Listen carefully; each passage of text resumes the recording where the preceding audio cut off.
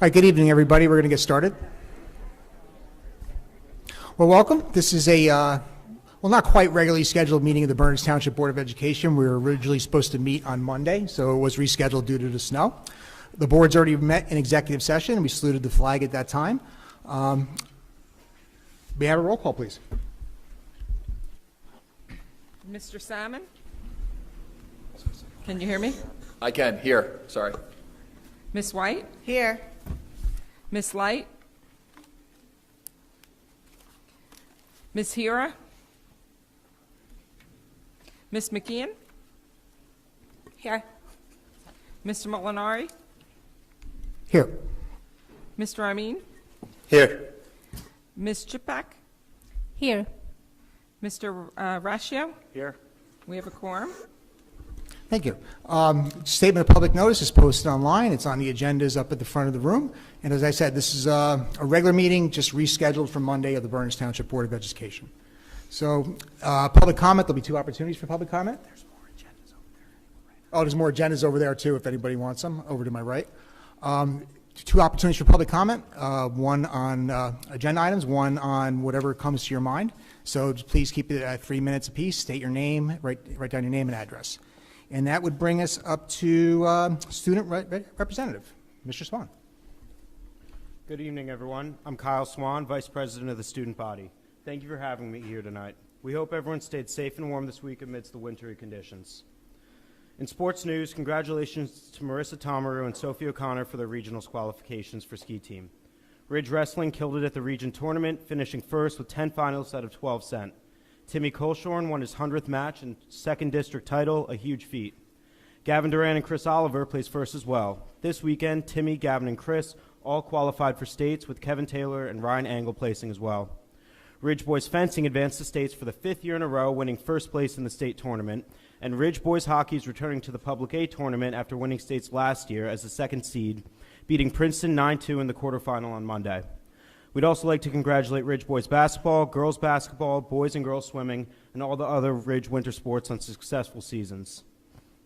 In student government news, we met with Aramark, the company that provides food service to our high school, earlier in February following complaints from students and parents regarding cafeteria issues. We discussed issues ranging from sanitary requirements to charging money for food based on weight, staff issues, creating a new manual to include multicultural food, implementing labels to include allergy information, prices, and more. We also plan on potentially extending lunch to the 3rd and 4th blocks before and after our lunch period in order to decrease lines. This, combined with expanding the online order system to include more meal options, could also help to decrease waiting times for students. We plan on meeting with Aramark again in the future to ensure the implementation of aforementioned changes and rectify any outstanding issues. We look forward to the productive relationship between Aramark, the Ridge administration, and the student government. Color Wars came to Ridge today. Our half-day today was a wellness day. Instead of classes, students got a preview of Newsies, learned interpersonal skills through tea time, caught up on work, and participated in the student government-run Color Wars. We had a free throw contest, teacher trivia, musical chairs, and more. It was a great opportunity for students to get to know their peers and take a productive break from normal instruction. Ridge Gives Back is spotlighting support for individuals with disabilities this month. In June, Ridge students will participate in a day of supporting the community instead of attending classes. For this incredible event, Ridge still needs help and is looking for donations and purchased items from the Amazon wish list. Please consider supporting this charitable day by making a donation to the Ridge High School Student Activities account or by perusing the wish list. Thank you. March 2nd through March 5th, Ridge Drama Program will be hosting Newsies, the Broadway musical, in the Ridge Pack. Use the link sent out in the Friday folder or scan the QR codes on flyers hung about the school to purchase tickets. Additionally, Ridge Baseball will be hosting its Yearball Dodgeball fundraiser this Friday, March 3rd, in the Old Gym. Sign up with a team of 10 or sign up individually during lunch later in the week. Ski Team will be hosting a clothing drive Saturday morning, March 11th. We encourage you to give your clothes a new life by dropping off items you don't have a need for anymore. Alternatively, you can request pickup from your house on March 5th or 6th. Find the form on the flyer embedded in the Friday folder. Lastly, the Ridge High School class of 2024 will be running a Chimney Rock fundraiser on March 14th. Celebrate Pie Day with a delicious frozen pizza from Chimney Rock. You can pre-order online through Thursday the 9th and pick up after school on the 14th. We encourage Ridge students to keep up the good work as the third marking period progresses. Let's finish out the winter on a good note. Thank you for your time.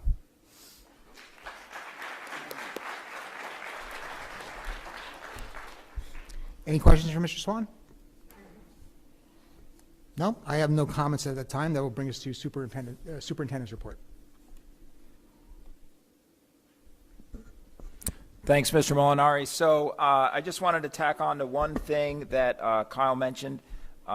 The Performing Arts Center website is linked at the top of our district bernardsboe.com webpage, and it advertises not only Newsies, March 2nd to 5th, but also the William Allen Middle School performance of the Addams Family, which will be later this month. So thanks for your patience tonight. We are relocated from Ridge, from our normal board meeting location because of Newsies, and we have a set for the Addams Family bolted down to the stage behind us. So we're kind of getting creative here and making it work. But I really wanted to encourage everybody to check out the PAC webpage where you can check out the ticket access links and purchase tickets for either Newsies this week or the Addams Family at this stage, William Allen Middle School, later in the month. Thanks. Thank you, Mr. Markarian. There's 2 items under superintendent's report. Can I have a motion? Mr. Salmon? Second? Robin has her hand up. Second? Any questions on the items? A roll call, please. Mr. Salmon? Yes. Ms. White? Yes. Ms. McKeon? Yes. Mr. Molinari? Yes. Mr. Amin? Yes. Ms. Shipback? Yes. Mr. Rashio? Yep. Motion carries. Thank you. And that brings us to public comment on agenda items. Please come down, state your name and address, sign in, and keep the comments to 3 minutes or less. Thank you.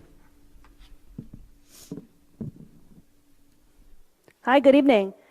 My name is Melanie Dupuis, 70 Quincy Road, and I'm a 6th grade teacher here at William Allen, and I am also the co-president of the Bernards Township Education Association. I was extremely concerned about the discussion and suggestions made by some members of the board at the January 23rd board meeting related to the new health standards. Our students are entitled to and deserve a comprehensive health curriculum that incorporates the required state and federal standards. The suggestions that I heard about segregating the 2020 standards from prior content and potentially mandating that they only be given as separate homework assignments is doing our students and our community a major disservice. The notion that certain so-called controversial topics should be relegated to an envelope in a backpack is extremely disappointing and disturbing rhetoric to hear from board members. I will do my best to describe what I heard as an educator when that motion was discussed. I heard that essential topics like gender identity and LGBTQ+ discussions would be placed in a packet for homework, giving the impression that this information is subversive and too dangerous for dialogue in a classroom. Imagine being a marginalized student who wants to discuss these topics freely with peers and teachers, only to learn that these topics are not worthy of discussion and are instead being delivered secretly in an envelope. I hope that you consider the impact of your suggestions on the most vulnerable students in our classrooms. I heard that an already overworked and exhausted teacher would have to work through the logistical nightmare of reworking lessons, curriculum maps, and unit overviews without sound reasoning. I heard that the professional discretion of our highly trained staff, many who are here in this room, and highly qualified staff would be disregarded, and the board would be micromanaging what a teacher is allowed to discuss in a class and what they are allowed to assign for homework. I heard that the role of a classroom teacher would be sidelined, their expertise disregarded, so that parents could exclusively teach the new content to their children. This action would essentially take away the right of parents, and I'm a parent myself, to have the standards taught to their students by the professionals in the classroom. What I heard that night was rhetoric that does not serve our students and disrespects the professionalism of the staff here in Bernards Township. Schools with inclusive curriculum that respects all students lead to safer schools, and that is a district I want to continue to teach in. With that said, please know that I have come to every single board meeting for the last 7 years. And I recognize that there are many community members who probably heard something different and may have a different perspective when they listen to that January meeting. I can only do my best to provide my perspective as an educator, union leader, and parent. And when a community disagrees on sensitive topics, I would hope that at the very least, we can recognize the essential role that teachers play in these conversations, and teachers should not be sidelined through a homework-only policy. Parents already have the right to opt out of the standards. This action, if it were taken, would essentially opt everybody out without their consent, and I find that to be incredibly problematic and a disappointing direction for this board and for our students. Thank you.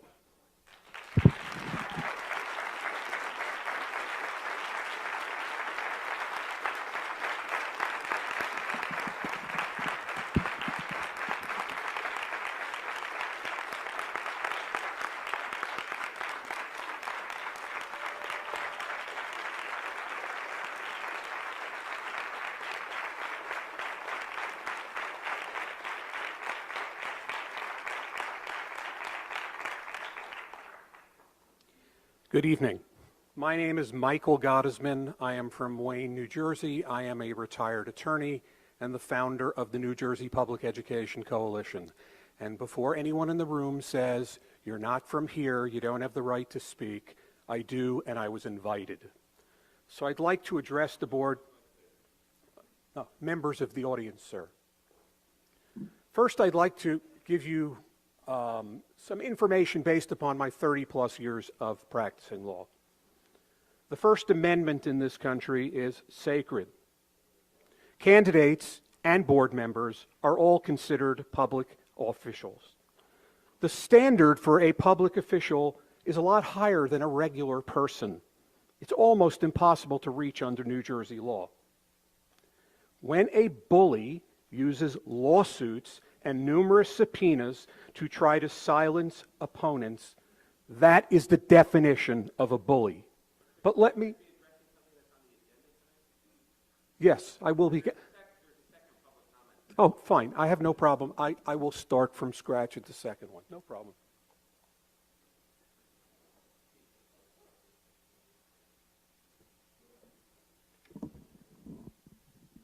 Pamela Haviland, 153 Canterbury Way.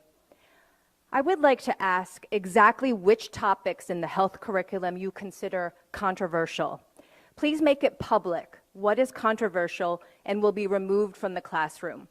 While it is very clear that some members of this board have a specific agenda, I would like to draw your attention to possible consequences you and the district face for failing to deliver mandated health curriculum.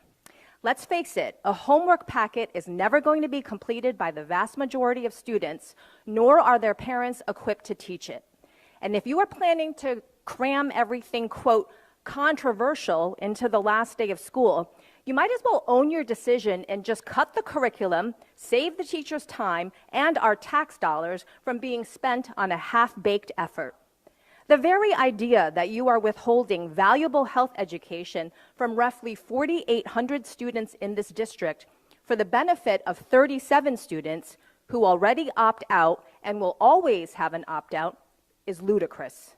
But now you are derelict in duty to the oath of office to which you swore under God, and you are jeopardizing our highly rated district. Changing the curriculum to have certain portions taught by parents is effectively removing it because there's no way to assure it's being taught at home. New Jersey state law requires you to, quote, ensure that curriculum and instruction are designed and delivered in such a way that all students are able to demonstrate the knowledge and skills. How will students demonstrate the knowledge and skills after a homework packet or after the last day of school? Board members are also required to abide by the Code of Ethics, including, quote, I will uphold and enforce all laws, rules, and regulations of the State Board of Education and court orders pertaining to schools. Desired changes shall be brought about only through legal and ethical procedures. Have you vetted your proposal legally and ethically? Please share with us if the state has given you a green light.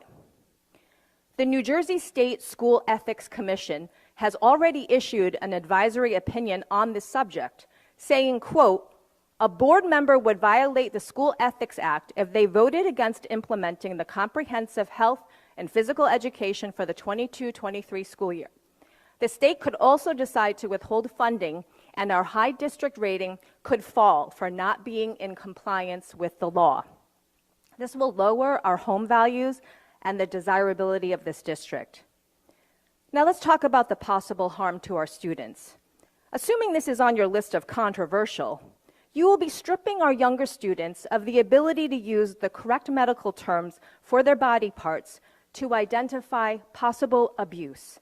And you are telling our most vulnerable, high-risk LGBTQ students that they are so unnatural, so controversial, and so wrong that their very existence cannot be discussed in school. Let me once again remind you of your oath of office, which includes, quote, "I will make decisions in terms of the educational welfare of children and will seek to develop and maintain public schools that meet the individual needs of all children, regardless of their ability, race, creed, sex, or social standing."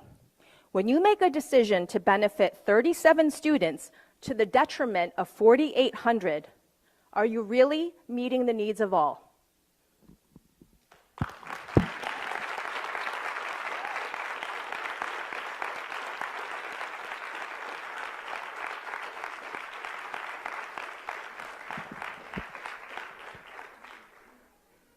Good evening.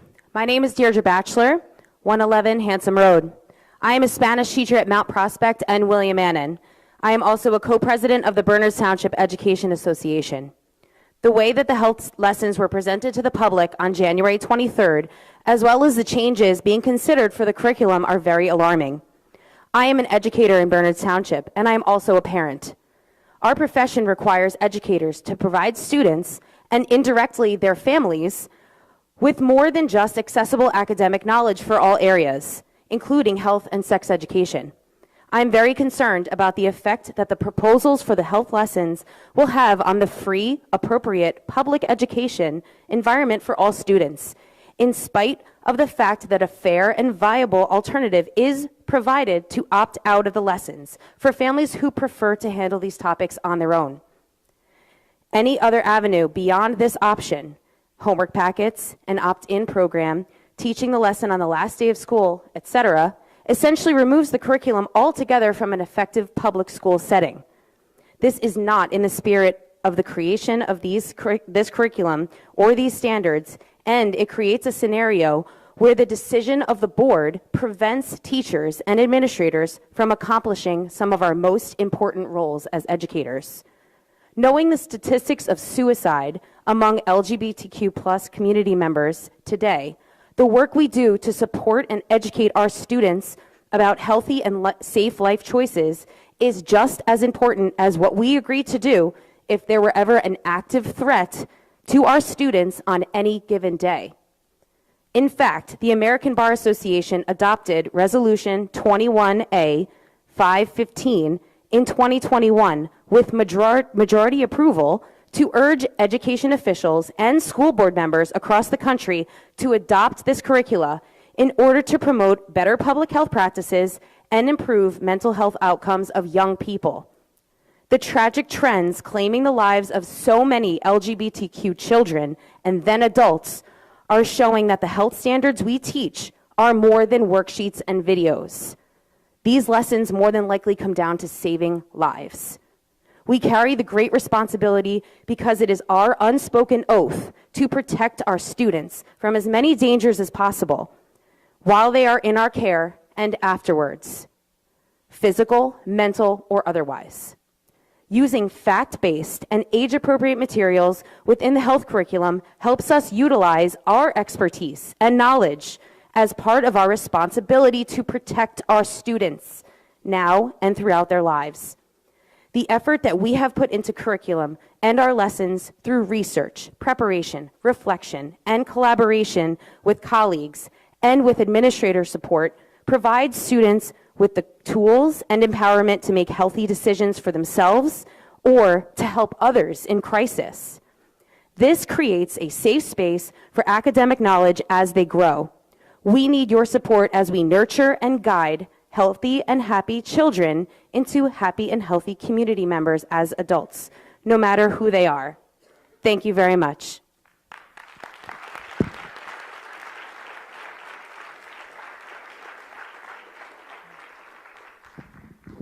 My name is Suzanne Glassman, and I live on Emerald Valley Lane in Basking Ridge. I have some questions, actually. And one is, I wanted to know if anybody did research to see if Bernards Township schools will have state and federal funding cut because of cutting LGBTQ health from the health curriculum. Has anybody done research on that? If so, how much would it be? Because I understand it can be in the tens of thousands of dollars. And also, how would you make up that shortfall? Would it be that you're going to tax residents of Bernards Township for that money? Because I would really have a huge problem being taxed because we're disenfranchising students, you know, from the LGBT community in our health program. That's all.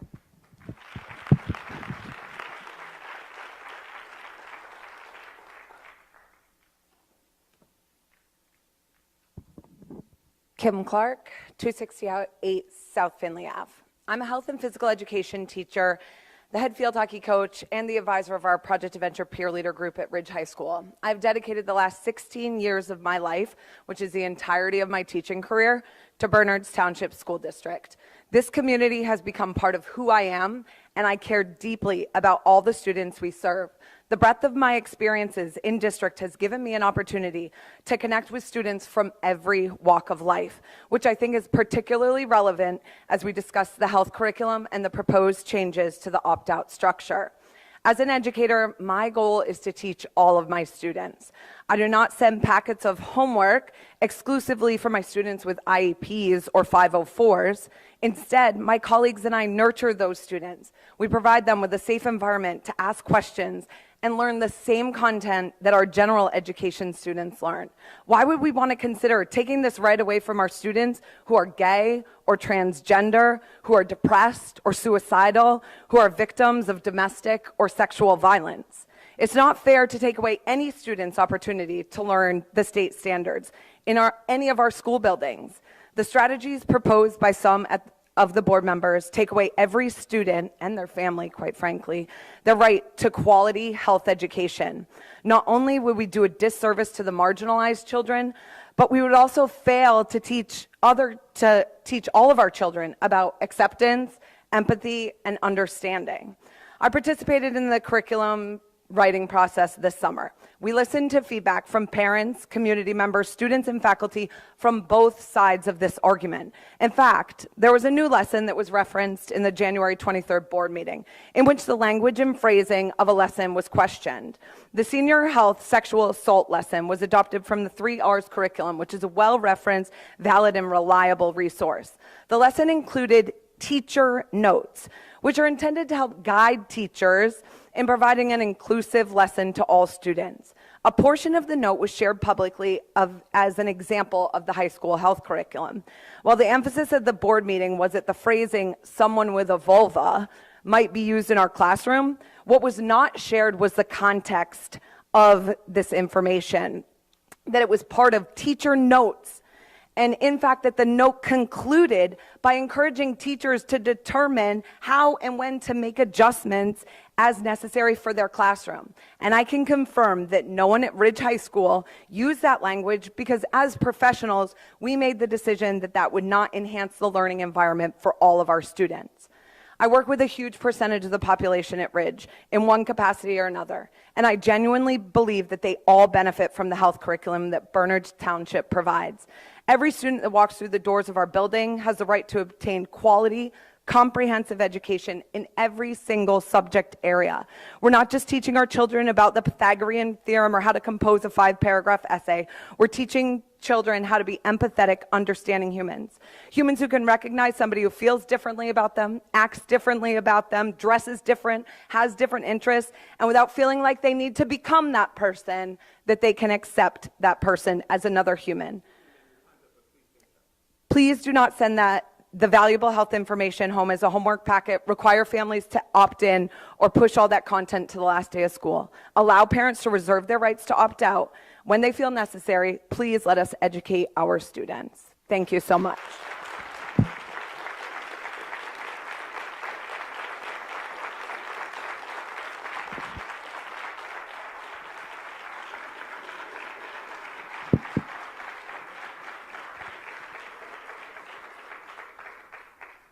Good evening. Lori Thompson, 70 Quincy Road. I have been an educator in this district for 23 years. I am here to speak in support of our health teachers and the state-mandated changes to the health curriculum. For the first 15 years of my career, I served as a health and physical education teacher here at Eden. Excuse me. I then switched over to become a school counselor and have been in that position for the past 8 years. Serving in both of these professional roles right here in this very building, I can tell you that omitting information about marginalized groups does more harm than good. Excluding information about certain groups of people only make those who identify within these groups hide even more and struggle in silence. In our district equity audit, middle school students who identified as LGBTQ answered agree or strongly agree that 78% of the time bullying is present in school. Confirmation that students who identify within this marginalized group within our very own school experience more harassment and bullying. Why are these kids being targeted?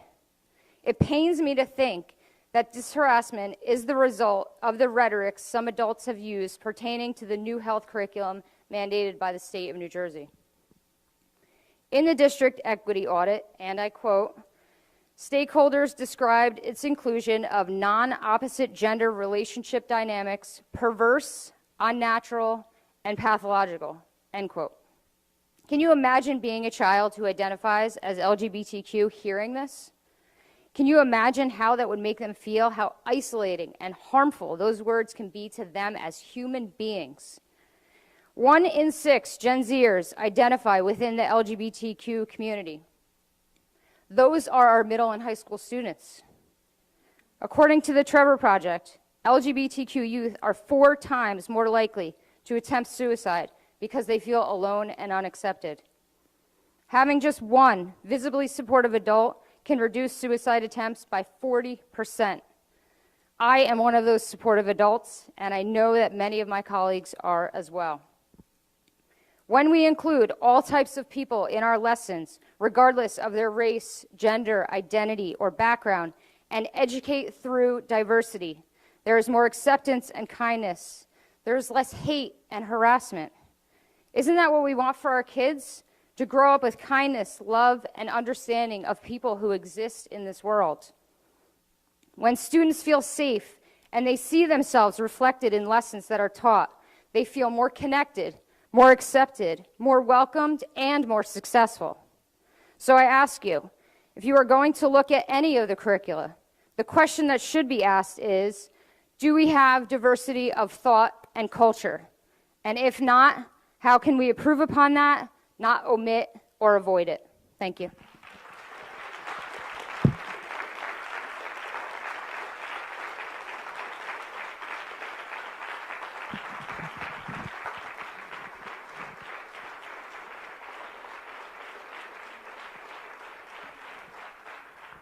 Hello, good evening. My name is Anna Juras and I live on Alexandria Way in Basking Ridge.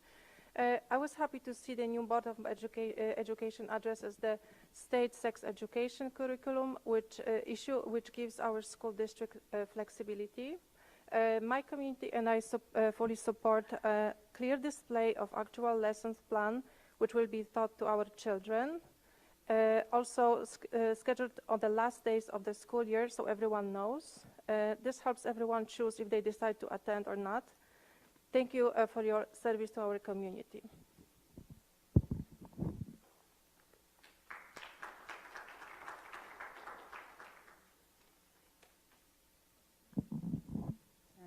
I'm Linda Ness. My address is 154 South Allward Avenue. I'm speaking in support of the updated health curriculum being taught by Bernards Township school district teachers in health classes. I attended a number of BTBOE meetings last year, including the Connect meeting on the health curriculum, during which most attendees met with teachers in groups to discuss age-specific curricula. I also responded to the lengthy survey. It is my understanding that the primary goal of changes in the updated curricula was to improve the safety of the children, given the changes in the social and scientific milieu in the roughly 15 years since the development of the previous version of the health curricula. The goal is to equip the children with words and concepts so that they can identify, communicate, and ideally resolve safety issues. The teachers have been trained to present these materials and have experience working with many children and many groups of children. Parents have not had this training or experience and do not expect to be required to assume primary responsibility for teaching some of the material. Maintaining a safe environment for all children should be one of the highest priorities for the Board of Education. It surely must be one of their ethical responsibilities. Because the social and scientific milieu changes, maintenance requires considered adaptation and evolution rather than continuing the status quo. Parents may well want to equip their own children with additional words and concepts to help them communicate with their friends and peers who may wonder why their parents have chosen to opt them out of specific health classes, or may wonder why the children are asking specific questions. I urge the board to treat all letters submitted to them on this topic and on other topics affecting large numbers of children as public comments. I therefore request that all letters be made public by publishing them online or reading them aloud at an upcoming board meeting. I also request that the board consider and publish only letters submitted by validated submitters. Publication of letters to the board for public perusal would enable the community to better understand different concerns and points of view, would enable more constructive dialogue going forward, and would make transparent input the board is using to make significant decisions. I urge the board not to jeopardize the township's reputation of having an excellent, respected, thoughtfully governed school system, and thereby decrease the number of new families with children who choose to move into Bernards Township and new teachers who apply for positions. Thank you.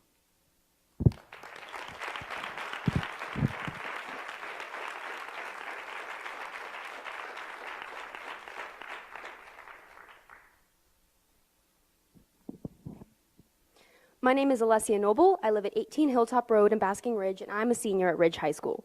Today, I wanted to speak on LGBTQ rights in relation to the proposed changes in the curriculum. There are certain components of sexual education that are not fully accepted by families and society, some of which are sexuality and gender identities. It is unrealistic to assume parents who are unsupportive of LGBTQ identities will teach their children accurately about sexual education. If LGBTQ students whose parents don't support them are not specifically included in class discussions, they will most likely seek out information on their own.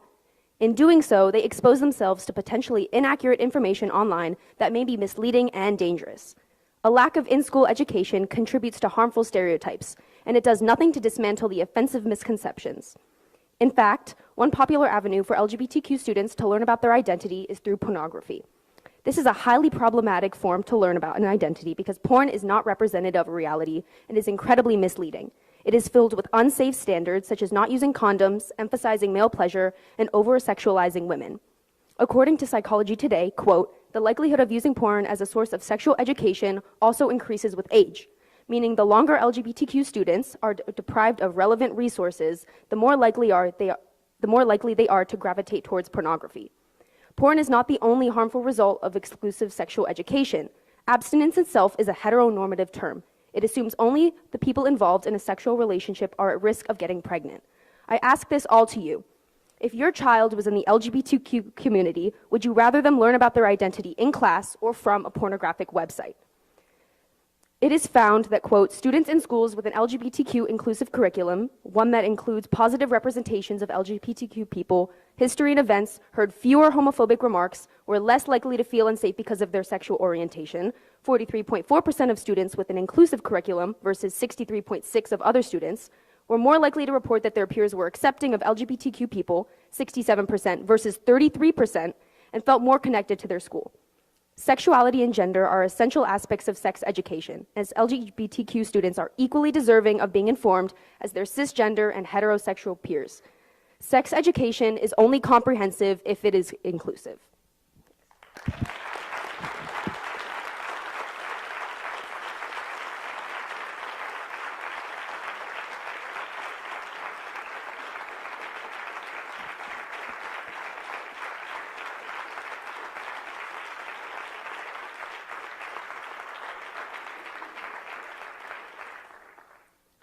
Hello, my name is Solana Damani. I'm from Basking Ridge, New Jersey, and I am a current senior at Ridge High School. I wanted to keep this short and sweet. I did a very long and extensive research project last year on our government and how our government works, and we ended up researching on sexual health curriculums throughout the United States. I ended up realizing that New Jersey has a fantastic health curriculum, and we are so fortunate. I felt so fortunate that we live in a community, in a state that chooses to teach consent education, to teach not only just strictly abstinence only, abstinence stressed, yes, but we are teaching our children how to protect themselves. I come from a conservative family. I come from a place where it's not very comfortable to talk about these issues.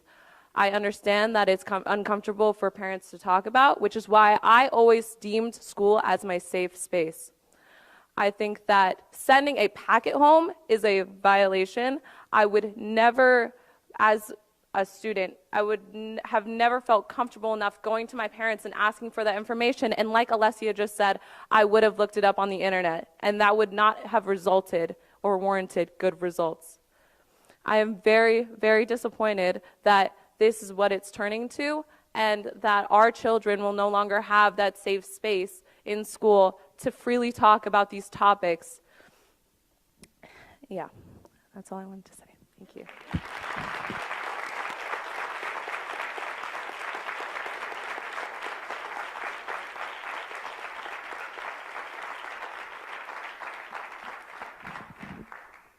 I am Lily Menino, and I live at 17 Cedar Creek, and I am a student at Ridge. And there has been a lot of discussion on the health and sex education curriculum from everybody here, and I just want to remind the audience that the board promised to talk about the health curriculum today in the SOS Express message sent on February 10th, but the agenda that was released this Friday was largely unclear on what they will be discussing and if this will be would have been included. Thank you.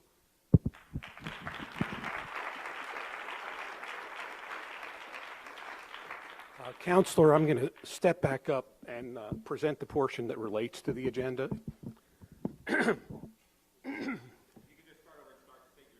Absolutely. Michael Goddessman.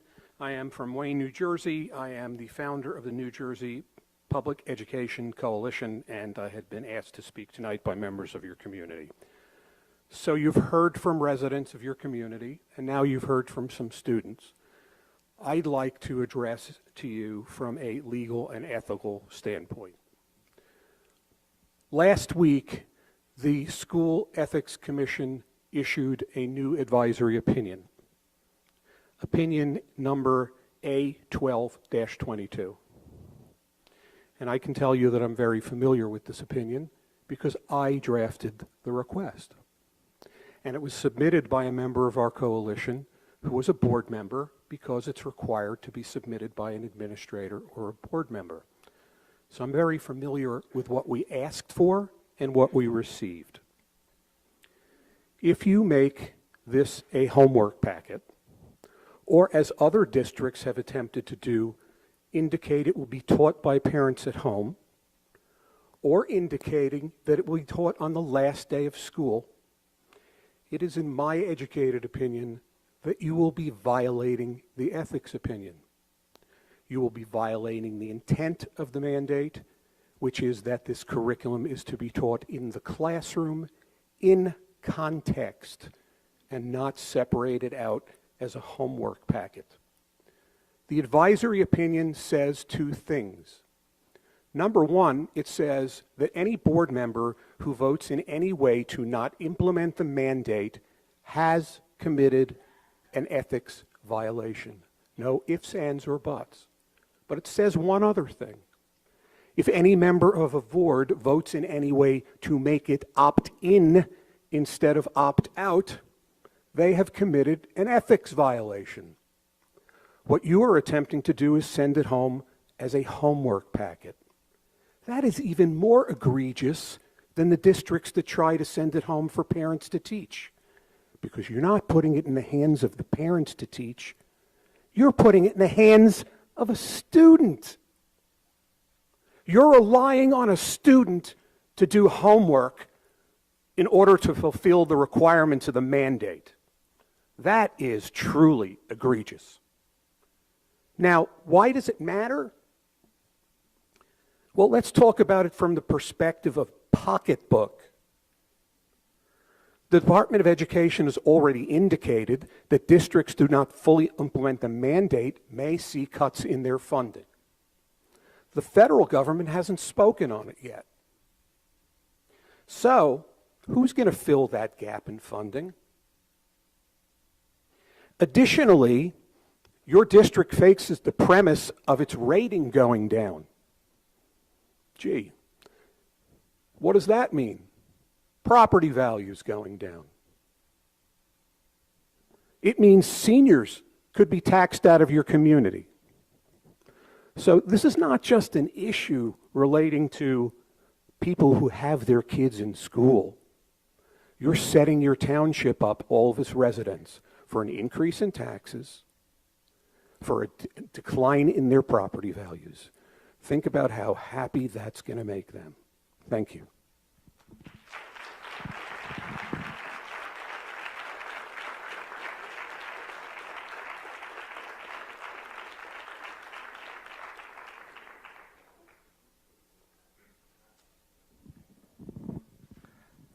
Good evening. My name is Frank Klaus. I live on 18 Owens Court in Basking Ridge.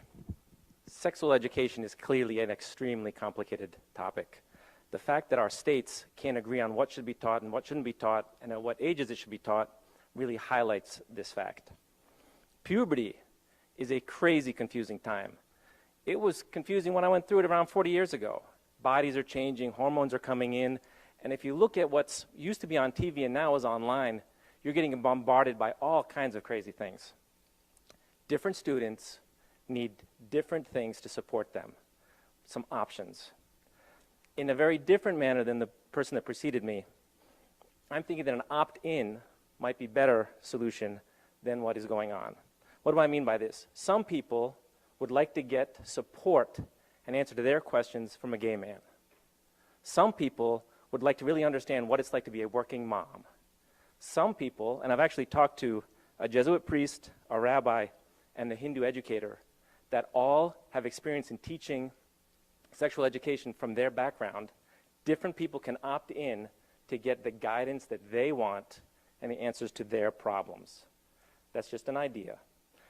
I don't think we have a great solution, but until we have a better solution, sending it home so that we can opt in as we want to as a family is something that I appreciate, and I thank the board for proposing that. Thank you.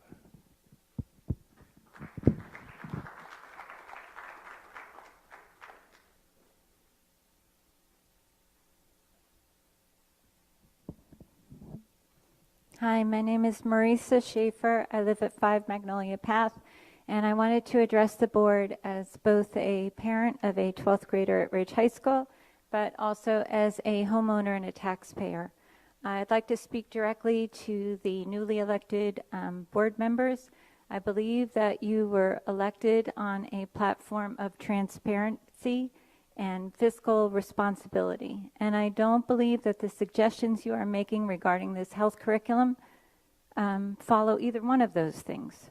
I don't think that it is transparent to try to have a health curriculum that is mandated by the state sent home in an envelope for children to do as homework. And I don't think it's transparent to just try to slide it in the last couple of hours of school for the year. I think that's manipulative. I think that's deceptive. I think that's the opposite of being transparent.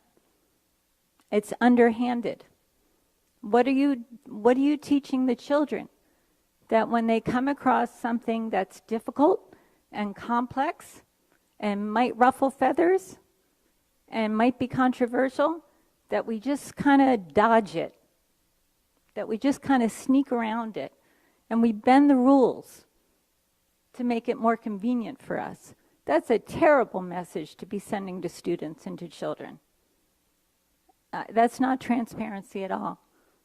And as far as fiscal responsibility, setting up your families, your taxpayers, up for legal consequences for an action that a very, very tiny minority supports, that's not fiscally responsible either. And one more thing on the area of fiscal responsibility and transparency.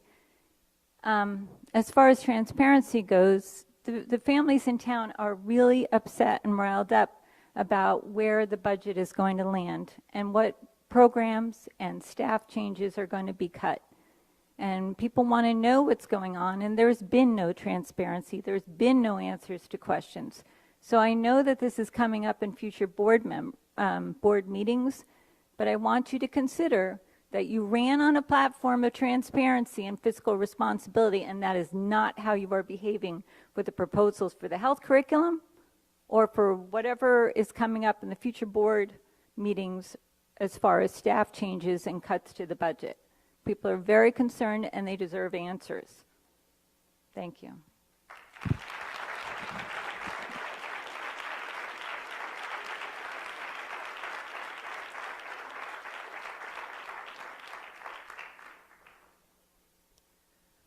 Annika Forzani, 45 Darren Drive. Like many people, I'm extremely disappointed in the decision of our 4 new board members in Ms. Light to relook at the health curriculum in a way that would keep our teachers from meeting the intent of the state mandates, such as assigning it as homework. So I just want to remind you, for this decision and decisions moving forward, that you do not represent only the most conservative 25 to 50 families in this district. Okay, you represent all students and families, thousands. That includes moderates, it includes progressives, it includes people of different races, religions, countries of origin, and gender identities.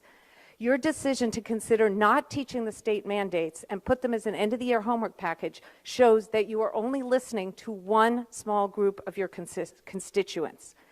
The previous board, prior to when you came on, and the administration understood that they represent many groups. That's why they spent months, many, many months, getting input. They did a survey where any interested party could provide input, the majority of which supported their work. They revised the curriculum based on a lot of input they got. And ultimately, they created a robust curriculum that met the state mandates and met the needs of the majority of families. And for those very conservative families, they offered an opt-out. If the opt-out was overly complex for some families, then that's fine, totally reasonable. Look at a way to make some adjustments to make it easier for those families. But what is not reasonable, however, is to change the curriculum for everyone else, the thousands of other families who want their children taught by teachers, who want a robust health and wellness curriculum, including sex ed. You're essentially ignoring most of us. And I also feel you're discrediting the work of the teachers and administrators who did months of work already. And by the way, I've spoken to many of them and seen the curriculum, and they've done a phenomenal job. So we are part of the public school system in New Jersey. So I think we have every right to have experienced educators incorporating state mandates in our curriculum. The other thing I want to mention was when I listened to the comments a month ago, I just can't help but thinking, what is everyone so afraid of? Why are you so afraid of professional teachers teaching our kids about health and wellness? Everything is available to these kids online, on the phones that you're giving to your kids, right? I often think way back to like Sarah Palin, who was adamant about not teaching sex ed. And what happened? Her kid got pregnant at 17. I mean, I'm so much... But honestly, I am so much more afraid of not having our kids learn from teachers. I'm also much more concerned. What keeps me awake at night is thinking about the health and wellness of the kids that you are choosing to marginalize with your decisions. So I have some specific questions, some of which have been brought up, but what are the legal ramifications of this decision? Is it going to lead to additional legal expenses? I know some board members don't seem to care about the legal expenses, but that is not a fiscally sound decision. And from what we heard from a speaker recently, it sounds like it will affect us legally. Okay. Have you looked into whether we'd lose state funding? Again, not a sound financial decision. How are you going to support kids from LEP, limited English proficient homes, who can't independently do that homework? And I am really interested to see a list of exactly what items you're so afraid of teaching, because I've talked to my kids. Whenever people bring this stuff up, I talk to my kids, I talk to them professionally, and honestly, they don't have a problem with it. I found that when it's presented factually and with discussion, they're mature, they're able to handle it, and it's some of the parents who are stuck in the past. So again, if there's parents who want to opt out, I get it, but I really feel that your fear and your lack of respect for the expertise of our teachers and our kids is potentially leading to some very poor decision making on your part, and I really hope you will reconsider this and consider the needs of the people that are outside of your core conservative group. Please listen to the rest of us. Thank you.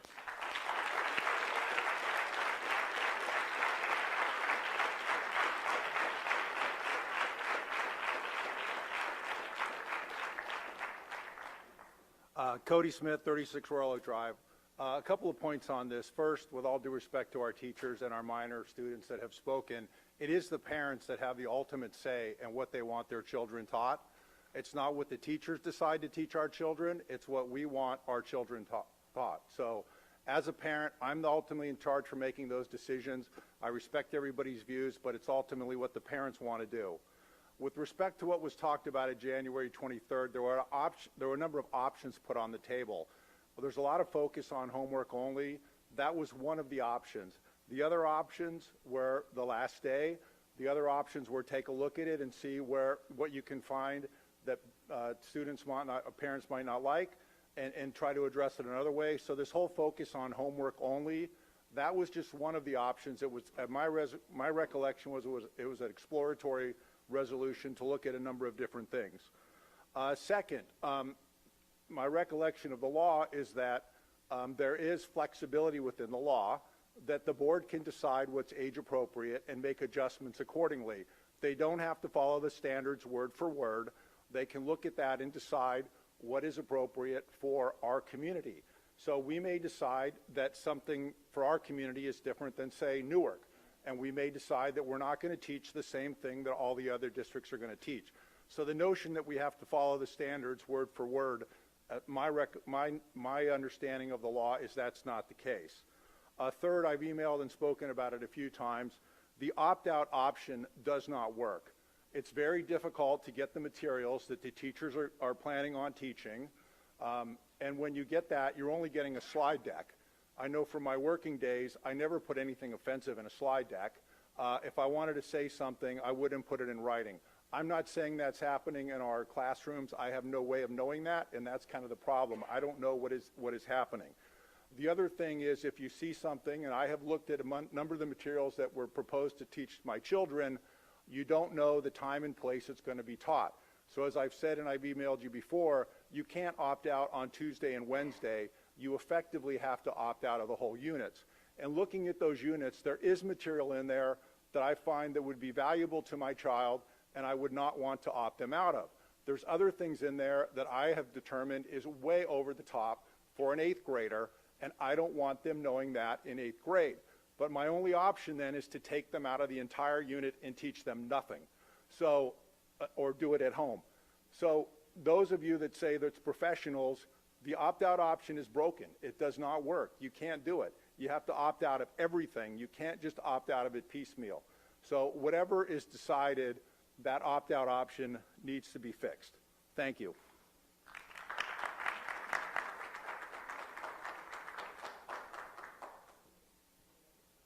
Hi. Stacy Molinari, Franklin Drive. I'm not sure if I'm required to disclose this, but I am Mr. Molinari's wife. I am speaking here independently and as a community member who's spoken on this topic many times and spoken with individual administration over the past couple of years. I want to commend the board for reopening the health curriculum discussion. I have heard an awful lot of misinformation spoken here tonight based upon what I heard at the last meeting and all others on this topic. Last year, we were promised by the former board and Ms. Fox that every opportunity to take community values and inputs would be considered, especially since the topic brought such a community divide. It was certainly not 25%, as one of the speakers just said. We saw this in both public comment and in the survey and many other forums. I think the biggest problem here is that last year's board promised it would be looked into. And last month's meeting, to me, clearly revealed that those other options that were presented or asked for were never actually considered or even looked into. I know this because the head of last year's curriculum committee at the last meeting said that the district doesn't know what options were feasible and whether or not the standards would be met. So the fact that you told the community that you don't know the answer to this in 2023, after all of that review, tells me that those options were never looked into to find out what was legally appropriate. And if I'm not mistaken, there is a lawyer sitting right in front of you, so that could have been a person consulted. I've heard lots of misconceptions tonight based upon what was stated in the last meeting. What I didn't hear in the last meeting was anyone saying that they didn't want to meet the standards, or anyone saying standards would be excluded. I just heard they wanted it revisited for the approximate half of the community who feels opposite of what you're hearing tonight. Administration has told us time and again that the flexibility is in the curriculum and lesson plans, not the standards. I agree that relying on the opt-out program as it stands, as well as the numbers we've heard over and over to tell you what the community wants, is extremely disingenuous. Countless people have taken their children out of this district, and those numbers were not factored into. Everyone has a right for a public education, and the fact that people are leaving this district should speak pretty loudly on the 50%, the other 50%. And last, I agree, you must look at your opt-out form. It is not good. It asks parents to disclose exactly why they're opting out on a moral and ethical basis. The reason is, it's none of your business. And finally, to all the new board, in the January meeting, I saw a lot of not agreeing. I like that. One of the problems that we've had over the past few years is that there was a lot of agreeing without any discussion or debate. The community deserves to see the dialogue that you all showed last meeting, even though you didn't agree. I appreciated those opposing viewpoints that I heard. Last year, opposing viewpoints in former years were only shut down hard and fast. So I appreciate the example that you're leading and the diversity of thought that you are allowing to happen at these meetings. Thank you.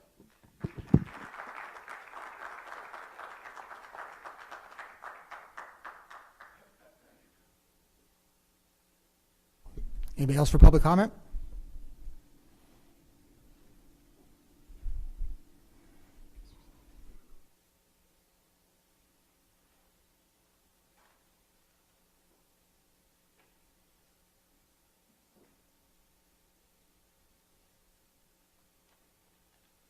Good evening. Soumya Bhatnagar, 19 Darren Drive. Good evening. Soumya Bhatnagar, 19 Darren Drive. I'm here to advocate on the behalf of special education families in the district. As you may be aware, approximately 15% of our student population receives special services in some form, be it in-class support or placement in a self-contained classroom as a CBAP program. For years, Bernards Township has had a reputation of providing one of the best programs in the state of New Jersey. We're lucky to have many qualified and dedicated teachers, therapists, and aides in our school who are passionate to help our children have positive outcomes in life. As you make decisions about the budget, please consider the needs of students receiving special education by supporting the programs, staffing, and unique needs of this growing population. Many of our students have individualized education programs, or IEPs, which are legally binding documents. IEPs are developed by a child study team comprised of experts, case managers, teachers, and therapists who have extensive deal of insight in the unique health, learning, and behavioral needs of our students. These experts recommend supports that are required for a learner to be successful academically as well as emotionally. Implementation of these supports is not an option, but a requirement under IDEA, which is a federal law, and New Jersey state law. If the supports are not provided, the district will be out of compliance. To that end, I request that you please approve the request for the CPAP staffing as soon as possible.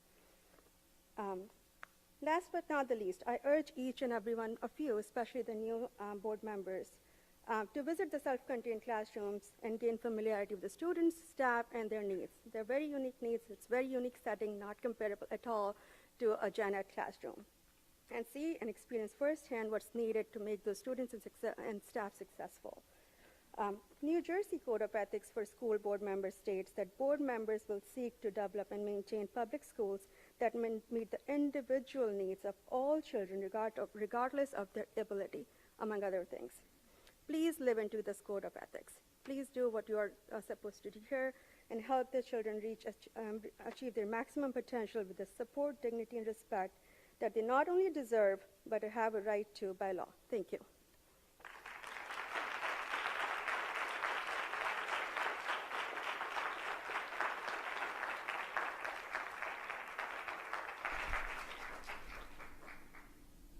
Anybody else for public comment? Anybody online?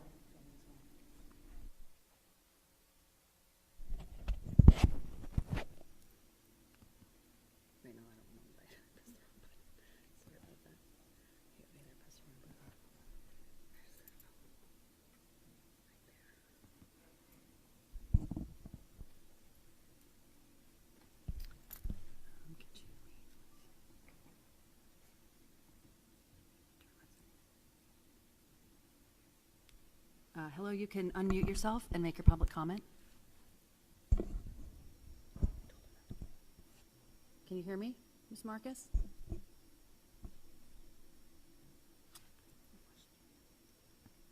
Oh,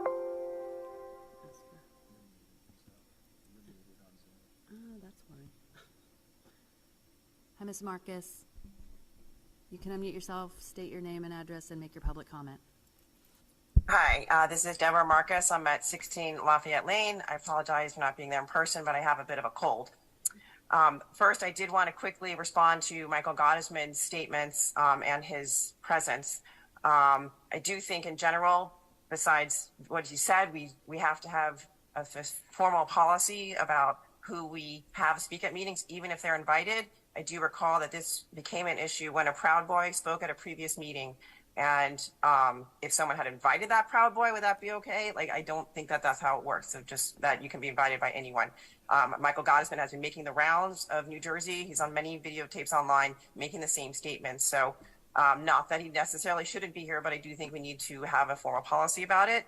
To his specific points, there are many districts that have actually completely rejected the standards, which we are not doing, and there have been no repercussions to date, no loss of funding for the person who asked about that. All right, now what I meant to say. I'm writing to thank the board for revisiting this topic of the 2020 Health and Sex Curriculum implementation. The November election was basically about the mandate and finances, the mandate on the curriculum and finances and how they've been handled.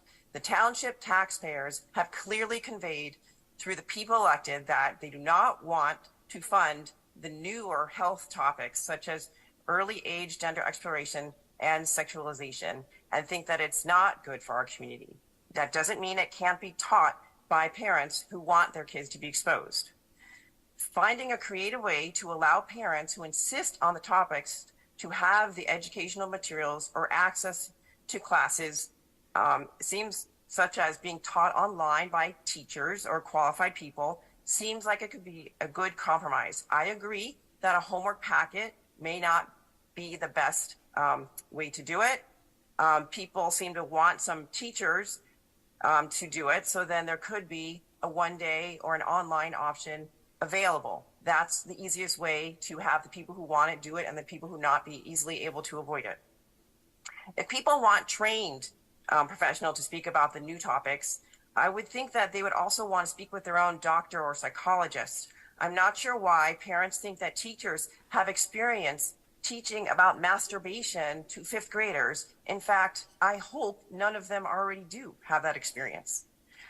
I also know that for all kids, they develop differently, and there's not going to be any class for which any particular topic is age appropriate for all of them. Yes, there may be some kids who are ready. I'm not denying that.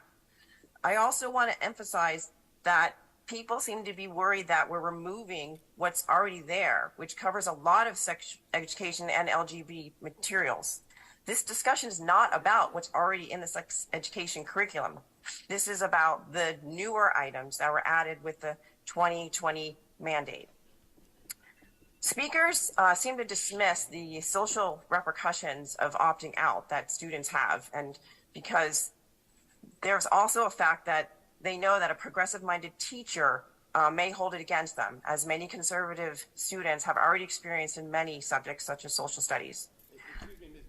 Another point mentioned at previous meetings Ms. that not many Marcus? people have opted out. Excuse me, Ms. Marcus. Mr. Crudis. No one else was stopped for No, I'm time. just telling you that We have Mr. another Crudis. half of a page. Easy rebuttals to the opting out issue are that the form was ridiculously complicated, as some have mentioned, and actually potentially illegal, and opening up our district to lawsuits by requiring an explanation of why, and also originally asking for like specific numbers of mandates, which no other district I explored asks. You just should be able to opt out. However, as we know in our district, the terminology and topics are across curriculum, as I've mentioned in many other meetings. But concurrently, however this is implemented, mechanisms do need to be set up to prevent the aspects. Ms. being Marcus, taught your time is outside of up. health class. You've I've gone already well heard over 5 anecdotes, minutes. Teachers going off script and reading a 5th grade queer topic book, which might be fine for 5th graders, to 3rd graders. What are the official repercussions we will have for exposing younger kids to potentially material? Mrs. Marcus, we have allowed you to go over like I did the other people. You know, we gave you your warning at the 3-minute mark, but it's now 30 seconds, actually more than 30 seconds past, so your time is up now. Thank you. All right, well, I thank you for revisiting, and note that this election stated that the majority of this town wants to minimize Bye, Ms. Marcus. the exposure to this curriculum. Thank you. Oh, wait. Yeah, I can close it, right? Yes. Oh, okay. Yep. Yeah, go ahead. This will be the last on the public comment on agenda items. I'm Lori Quick from 114 Church Street, Liberty Corner. I almost didn't get up to speak because I wasn't prepared for tonight, but I asked the board a few questions. I reiterate what this citizen just said, that there was a very clear platform last November in the running and the election of the board, and the election was very clearly won, which to me determined a great public consent on this issue, on whatever standpoint it was, in that there should be strictures in health education. The next thing I ask, because so many people have brought up money, how much money as taxpayers have we spent alone for the mandate of this kind of curriculum across the board? How much lawsuits and what cost will it bring about in consequence to those who decline? This is a national issue that's causing much, much to be stirred up. I also ask, when did the government decide to get under our children's clothes? It seems that for a pro-life or a pro-choice argument, there is, when did the government decide to get under women's clothes? I ask, when did the government decide to get under our children's clothes? There's an integrity and a privacy that sometimes is breached with the intervention of the government. I would also suggest, if people haven't read it, there are 2 classic standards, George Orwell's 1984 and Aldous Huxley's Brave New World. Thank you. That's going to close out public comment on agenda items. Just quickly before we move on, just to set expectations, I felt it was important to let everybody have their say this evening. It's been a long anticipated discussion, and we were delayed from Monday. Just for the future, depending upon what the board's going on, I am going to exercise my discretion and put time limit caps on public comment. Just didn't want to do it tonight. And I think that brings us up to... You mean on the overall length of the... On the overall length, you still get your 3 minutes. That brings us up to approval of minutes. Can I have a motion? Mr. Salmon. Somebody else? Mr. Rasio.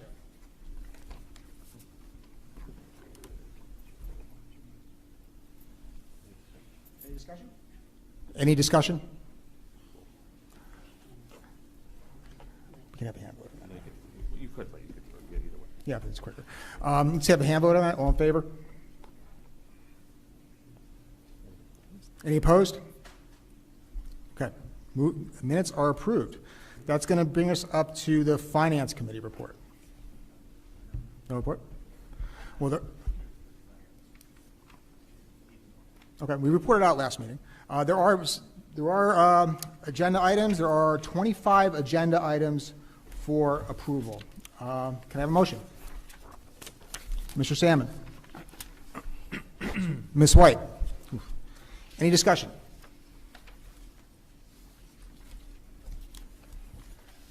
Seeing none, may I have a roll call vote, please? Mr. Salmon? Yes. Ms. White? Yes. Ms. McKeon? Yes. Mr. Molinari? Yes. Mr. Amin? Yes. Ms. Chipak? Yes. Mr. Rascio? Yes. Motion carries. That brings us up to Personnel Committee. Do we have a Personnel Committee report?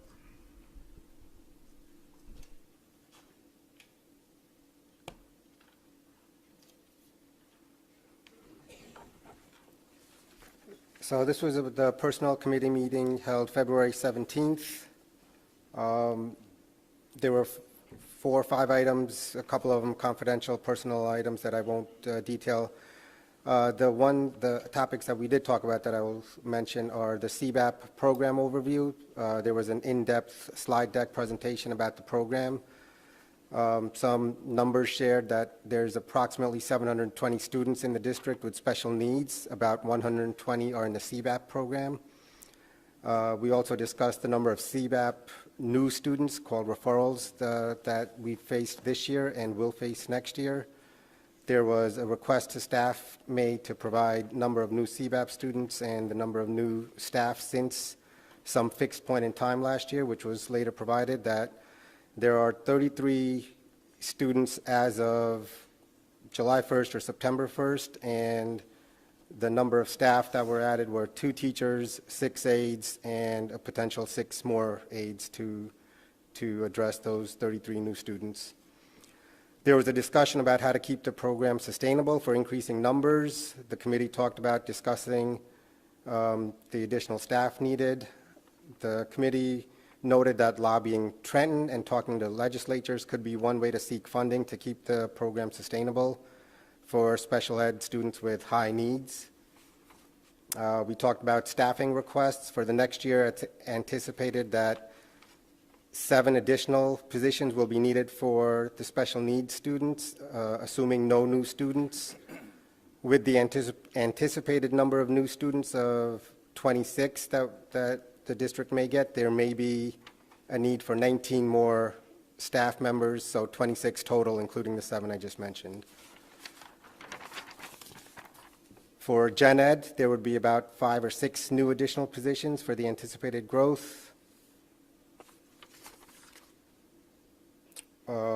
We talked about the transportation position. There may be a retired person who we may be able to get on a part-time basis to help with certain transportation needs. We talked about doing an RFP for an attorney, which we will not do in the Personnel Committee as we later discussed. And then the other 3 items were confidential, sensitive matters that we don't disclose. Thank you. Any questions on the Personnel Committee report? Really should have, the discussion should be after the vote. I mean the motion. Ask for a motion in a second. Okay. There's 24 items on the Personnel Committee. 28 addendum. Plus the addendum. 28 including the addendum. Can I have a motion? Mr. Salmon. Mr. Rascio.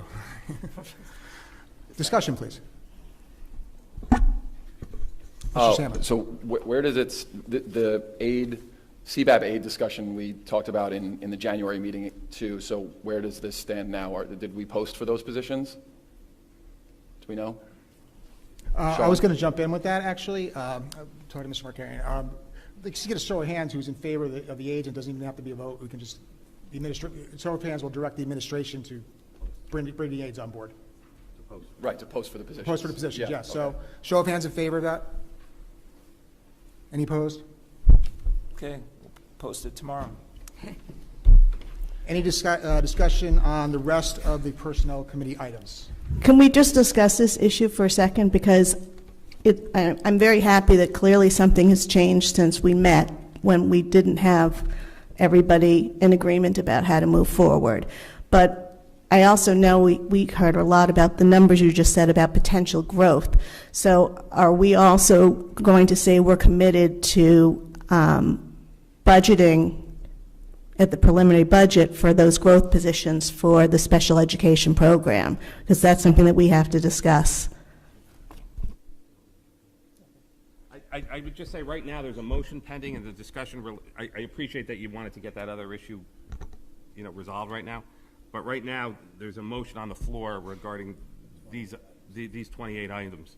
And so that's really what should be being discussed right now.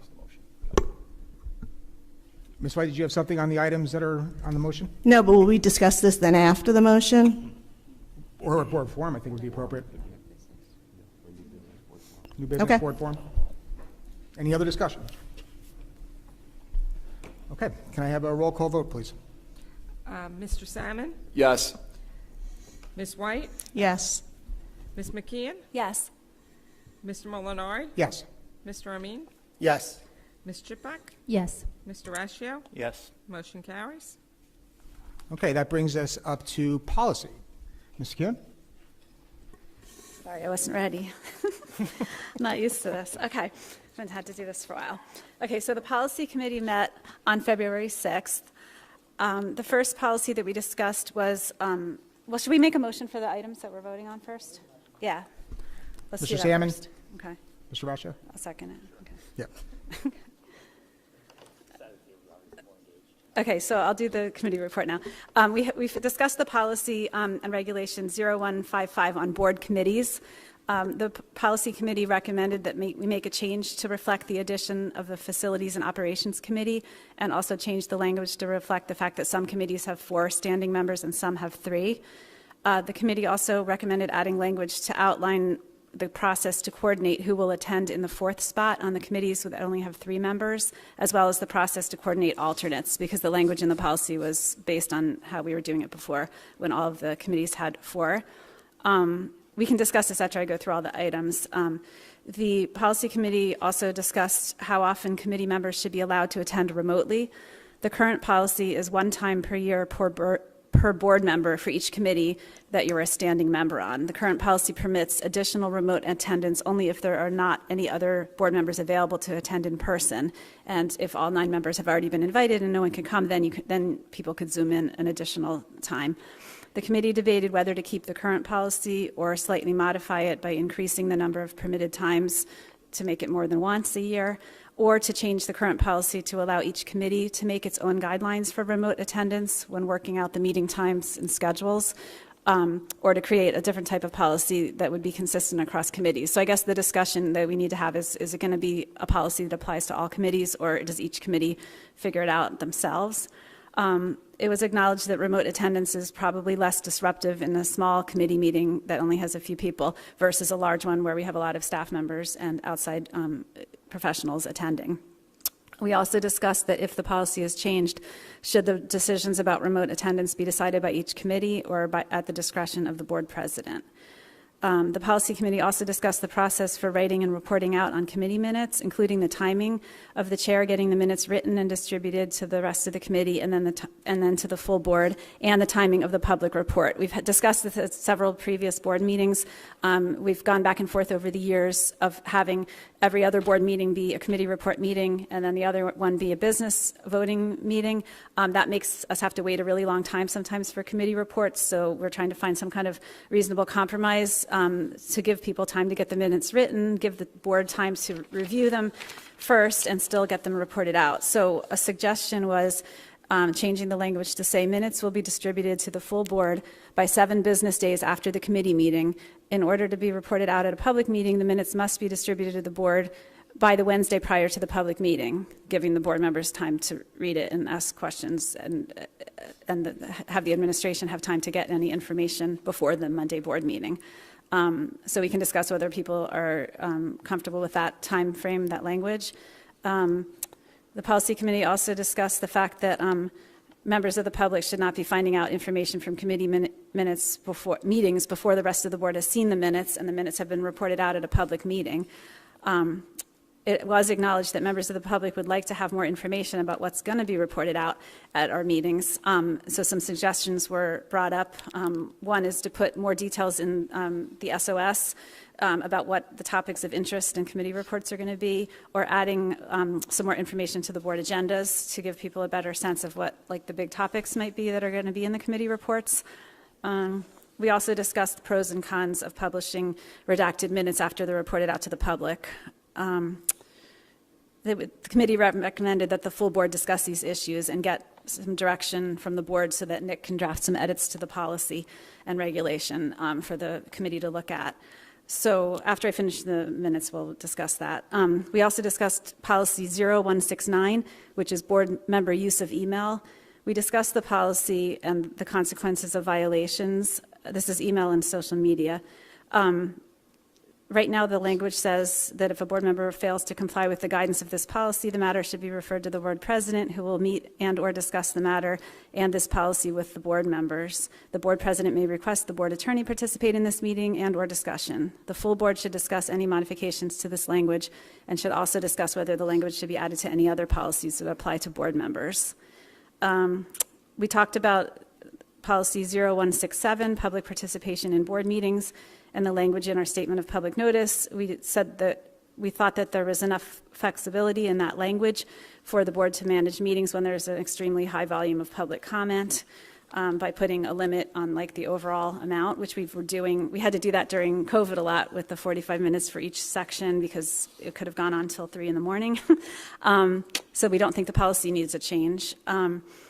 We talked about drafting a board norms document that would just be for board members as a reference guide that would kind of pull together all the different policies that apply to board members. And Nick is going to work on that, kind of putting it all in one place so board members have easy access to it. And then there was a question about policy 2520, which is about instructional supplies.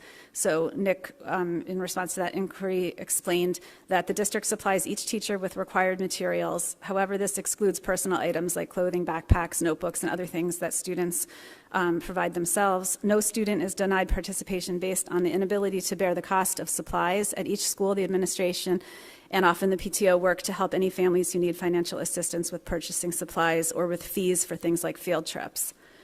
Then we have on the agenda, there was first reading of policies that were reviewed at the previous meeting. So the board already had seen those and asked questions. But if anyone has any more, they can feel free to ask them. So do you want to, should we just have the discussion or do the vote on the first reading first?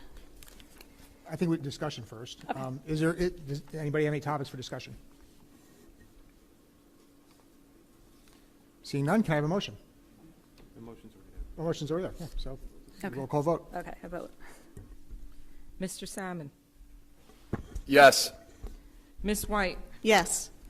Ms. McKeon. Yes. Mr. Molinari. Yes. Mr. Amin. Yes. Ms. Chipak. Yes. Mr. Rashio. Yes. Motion carries. That brings us up to Curriculum Committee. Mr. Salmon. Wait, we didn't have the discussion about giving direction to Mr. Markarian for these. Nobody. Well, I was trying to ask if that was the time to discuss it. I understand. We could either do that during board forum. I thought you were asking if there was discussion on the items that were on first reading. I got it. Which nobody has questions about. No, I meant as the agenda, the items as a whole, but we can have a discussion during board forum if you like, since we already just passed the policy committee. Okay. And now we are on to curriculum. I'll make a motion for it. a motion? Yeah. There's Mr. one Salmon? item. Yep. Ms. Chipek? Curriculum Committee met on February 3rd. The first item was a course name change request for Advanced Latin Literature Honors. So prior to 2009, there were 2 AP exams for Latin, AP Latin Literature and AP Latin. The courses were offered at Ridge on an every other year basis to accommodate enrollment numbers and maintain a Latin pathway for students. However, due to low enrollments nationwide, AP Latin Literature was eliminated by the College Board because the course was known to be extremely challenging, or that was one of the reasons. The district, however, kept the course renamed as Advanced Latin Literature to maintain the option for upper-level Latin students. The proposal is to change the course name from Advanced Latin Literature to Honors Latin Literature. The purpose is to reflect that the course is not an AP course, but is an honors course entitled to honors weighting. The committee supports the proposal. The next item was a review of textbooks that were being brought to the board. Ms. Fox reviewed the district's policy and procedures for adopting textbooks. Subject matter curricula are reviewed every 5 years, for example, math in years 1 and 6, ELA years 2 and 7, etc. During curriculum review, supervisors and teachers consider new textbook adoption. Textbooks can also be reviewed on an ad hoc basis, e.g. depending on budget, new course material, companion materials, etc. In the past, once a textbook was approved for use in a course, purchase of an updated copy of the same textbook from the same publisher would not be brought back to the board for approval in view of the prior approval. Currently, it is unclear if the board wants to vote on new additions or not. Ms. Fox asked the committee whether this process could be clarified. This can be discussed at board forum. Ms. Fox also explained that there had been a district curriculum committee which comprised subject matter supervisors, building administrators, 2 teachers from each building, and 2 parent representatives from each building. Textbooks being considered for purchase would be brought to these meetings for review. Since the district curriculum committee disbanded over 10 years ago, the curriculum committee began reporting out the textbook review discussions. Textbooks have always been available for review by the public at the BOE office subject to inquiry. Ms. Fox proposed to have the curriculum committee report on the textbook review discussion, provide the textbook for public review at the BOE office for approximately 1 month, and then put the textbook on the BOE agenda for approval subject to the review. This can also be discussed at board forum. A new accounting textbook was brought to the board. It's being proposed. Mr. Fackelman explained that the current textbook has been used in the course for 17 years. A companion workbook was provided with the textbook, but the workbook has been discontinued and our copies are old. The proposal is to purchase the new version of the textbook, which includes an online companion workbook. Mr. Fackelman explained that the teacher would like to keep a physical textbook for students to flip back and forth. The QuickBooks textbook was considered, but that is more about how to use QuickBooks rather than accounting principles. There was a brief mention of the AP European History textbook that was proposed by Mr. Terry, the supervisor of social studies. That was discussed at the January 6th curriculum committee meeting. And just for new board members, we refer to those minutes. The sociology textbook proposed by Mr. Terry for sociology at Ridge was again discussed at this board meeting, this committee meeting. Mr. Terry represented the proposal for the new curriculum committee and to address concerns expressed by some committee members. Sociology is a semester elective for juniors and seniors that runs as a concurrent CP honors class at Ridge. Ms. O'Connell noted that this elective is taken by students with IEPs. The teachers felt that the current textbook, which is written at a college level, is dry and inaccessible for some students in the class. Hence, the teachers sought an appropriate high school level textbook that is available in hardcover, given the obvious need to withstand wear and tear. Mr. Terry also explained that the updated version of the current textbook, which suffered from the same dryness and inaccessibility as the previous version, didn't really seem to be quote-unquote updated since it didn't mention anything about COVID-19. Mr. Terry explained that only 2 high school textbooks for sociology were identified. Mr. Terry did note that some high schools have sociology as a course use supplemental materials, for example, handouts and videos in place of a textbook. However, Mr. Terry and the teachers would prefer a textbook for the course. The two high school appropriate textbooks were reviewed by Mr. Terry, the sociology teachers, and some sociology students. For example, excerpts from each textbook were given to the students to obtain anecdotal feedback, all of which was conveyed back to Mr. Terry. Ultimately, the sociology teachers and sociology students and Mr. Terry proposed to purchase Sociology, A Brief Introduction, High School Edition, 14th edition by Richard T. Schaefer. The committee debated the merits of the Schaefer book. One board member raised concerns that the book is biased. For example, the text quotes, "Regardless of culture, women everywhere suffer from second-class status. There is little acknowledgement," end quote. "There is little acknowledgement of the progress made by women in business, government, etc." Another example provided was a quote from a 1958 study stating, quote, The management of an apartment complex may refuse to rent to African Americans, Hispanics, or Jews. Social inequality may be created or maintained by prejudice, discrimination, segregation, or even extermination, end quote. The concern being that no current context was provided as to progress made in law, culture, and society in general on these issues. Only a quote from a nearly 65-year-old paper. This board member proposed that the district purchase the new version of the current textbook. Another board member raised a concern that some of the studies in the text used data that did not meet this threshold of statistical significance or lacked a control group. For example, a study described in the book discussed LGBTQ discrimination in hiring because employers preferred resumes noting far left political activism experience over LGBTQ activism experience in otherwise identical resumes. Mr. Terry provided some further detail on other textbooks that was considered. Giddens is a college-level book only available in paperback. The Real World, used by Livingston, is a college-level book only available in paperback. And Conley, which is used by Somerville, is a college-level book used at RVCC. Ms. O'Connell emphasized how important it is to choose a sociology book that would be accessible to students with IEPs.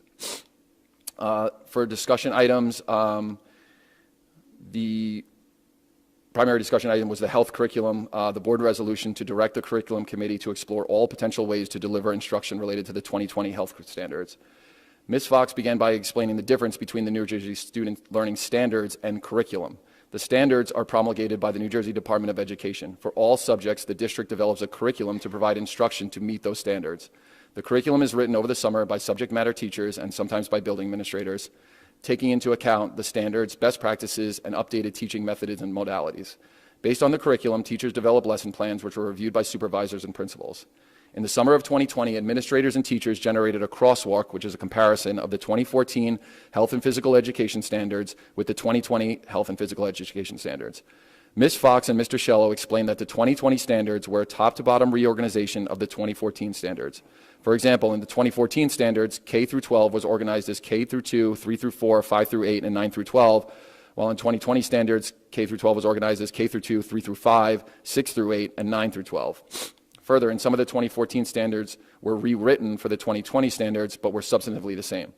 The district team then identified the 2020 standards, which were quote-unquote new, i.e. not in the 2014 standards, for each grade band, K through 2, 3 through 5, 6 through 8, and 9 through 12.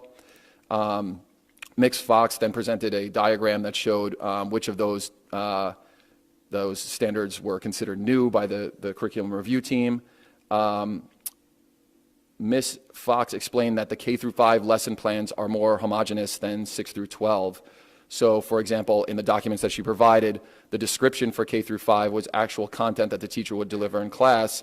So, for example, as shown related to one of the standards for second grade, which was standard 2.1.2 PGD.5, the second grade teacher will say, when you were younger, you learned that all body parts have names. Our private parts have names too. The names of our private parts are buttocks, penis, vagina, and breast. Most of those body parts are covered by our underwear. The new content was naming those specific body parts in the 2020 standards. The proffered rationale for inclusion of this standard is to help children communicate instances of potential abuse.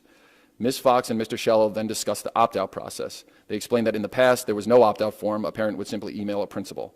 For the 2020 standards, the decision was made to construct the current opt-out form so the district could understand which 2020 standards were being identified by parents as objectionable. The committee then held a discussion regarding the board resolution and, quote, all potential ways, unquote, to deliver instruction on the 2020 standards. Several alternatives were discussed. To be clear, these alternatives would only apply to the health curriculum and not for students who opt out of dissection and science. The first standard was an opt-in standard. Students would receive instruction only if they affirmatively opted in. Students would be opted out by default in case they didn't respond. There would be a one-form opt-out, provide one opt-out form in the beginning of the year for the full year, but otherwise maintain the current instruction model. There was an all-in-one strategy, provide all the instruction on one or more days, so all of the objectionable content would be taken out of their contextual lessons and collapsed into 1 or 2 days of instruction. There was the homework-only model, which has been previously reported on, no classroom instruction. Parents would be required to provide instruction or submit an opt-out form. And the assembly format, which is similar to the all-in-one, but outside of the classroom environment. So it would collapse all of the objectionable content into an assembly. For follow-up, Ms. Fox would like the BOE members to identify which of the 2020 standards K through 12 should be included as subject matter for the alternatives discussed above. This is not limited to the quote-unquote new 2020 standards, but should be a review of the entirety of the 2020 standards. The results could then be shared with staff to evaluate all potential ways to deliver instruction on those identified standards. Ms. Fox would also bring a preliminary draft of a survey that could go out to parents about this year's implementation of the curriculum and opt-out process. Based on some board members' inquiries, Ms. Fox made an entire set of the Great Body Shop materials available for review at the board office, but would provide extra copies as needed. The next item was the BT Connect on the DEI survey, and that already happened. And we meet again on Friday. Thank you. Questions or comments? Are we waiting till board forum to discuss, or what are we doing? No, we're going to discuss. We'll discuss now. Okay. Well, wait, are we discussing the motion to approve the course title? We haven't had a motion yet. Yeah, I made a motion before I read the report. What do you think? We have a discussion first? Discussion on the motion. Yeah.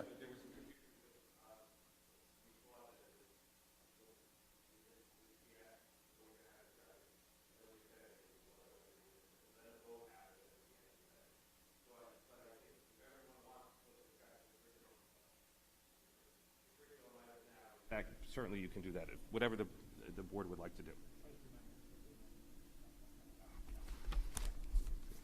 So you can do it now if you want. It's up to you.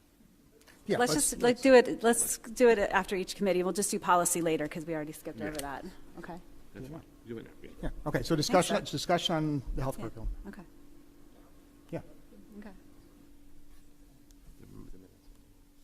Mr. Kim? I'll start.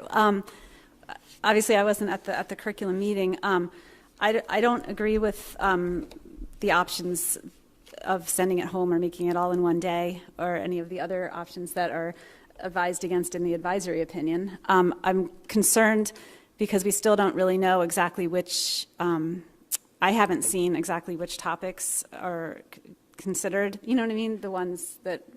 Yeah, so that was something that we came out of the meeting saying that the board would each board member would look through the 2020 standards and bring it to this meeting and say what they think is objectionable. We didn't talk about whether it's to them personally or whether they perceive that to be objectionable based on the community feedback or contact, but that was our job to do. And then Ms. Fox was going to start constructing a survey to kind of review how this year went in terms of curriculum delivery and opt-out. I'll jump in on that. Working with several other board members, I did develop a list of standards for referral to Ms. Fox and administration to start working on the alternative delivery methods that have been discussed, or any other ones that the professional staff feels are appropriate. One thing I would like to say is that getting rid of the health curriculum or sex ed curriculum, that's never been on the table. Moving everything to homework has never been on the table. There's one idea that was discussed amongst many ideas. So that's, to me, how the process should work, people brainstorming and trying to come up with ideas that work. And not every idea is going to work. It could be one, it could be another, it could be a combination thereof.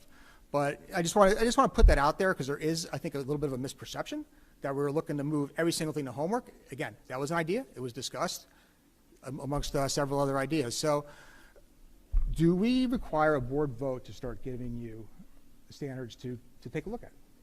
So is there a list of topics? The direction was for board members to leave the curriculum committee and start developing a list. I have copies if people would like. I can certainly pass them down. And we'll certainly read them out as well. So my perspective on this was I like the idea of reviewing the opt-out because clearly the way that it was constructed, I think, to gather feedback from the community on what standards they were opting out of should get some review. I think in terms of my own personal review of the 2020 standards, I think, my personal opinion is that there's a fundamental flaw in this approach because whatever I deem objectionable or whatever I perceive the public to deem objectionable is irrelevant to this process because the opt-out exists exactly to deal with that situation.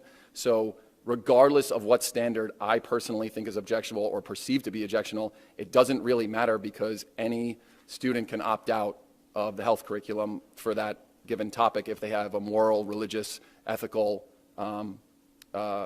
conflict with it. So like, for example, people raise the concern of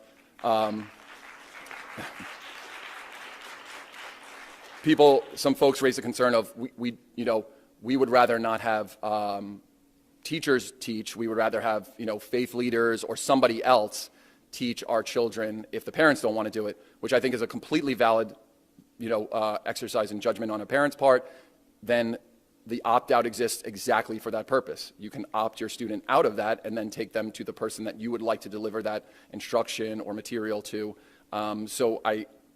When I was looking at the standards, I realized that it doesn't matter what I, as a board member, think is controversial. It's up to the parents to make that decision for themselves and their children, and then they can make the decision whether to opt out or not. I agree that it's not for us to put our personal opinions into it.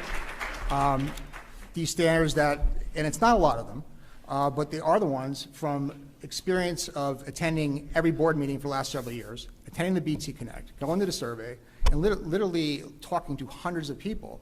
These are the ones that seem to cause the most concern, sensitive for the community.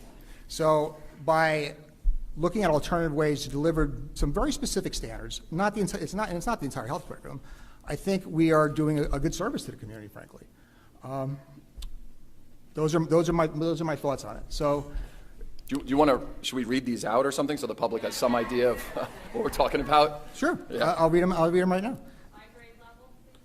Please. K through 2. 2.1.2.PGD.5. 2.1.2. PPP.1. Why don't you read the actual English associated with it, because that's going to be hard to follow. I have it. Did my research. All right. 2.1 K through 2. 2.1.2 PGD.5 lists medically accurate names for body parts, including genitals.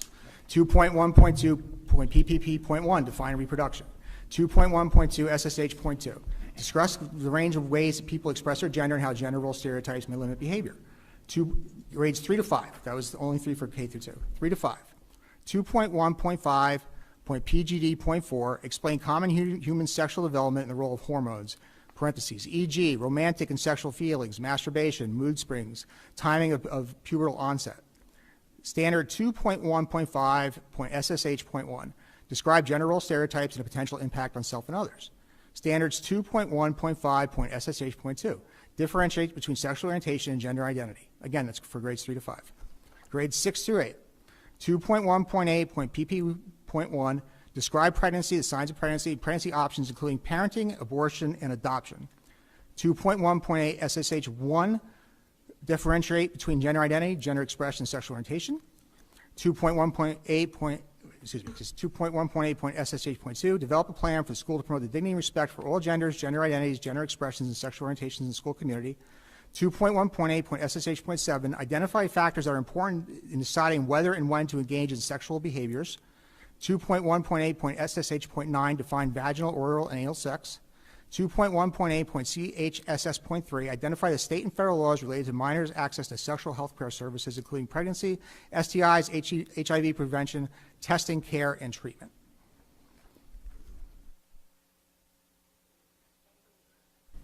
So, can you see down? Can you see down here?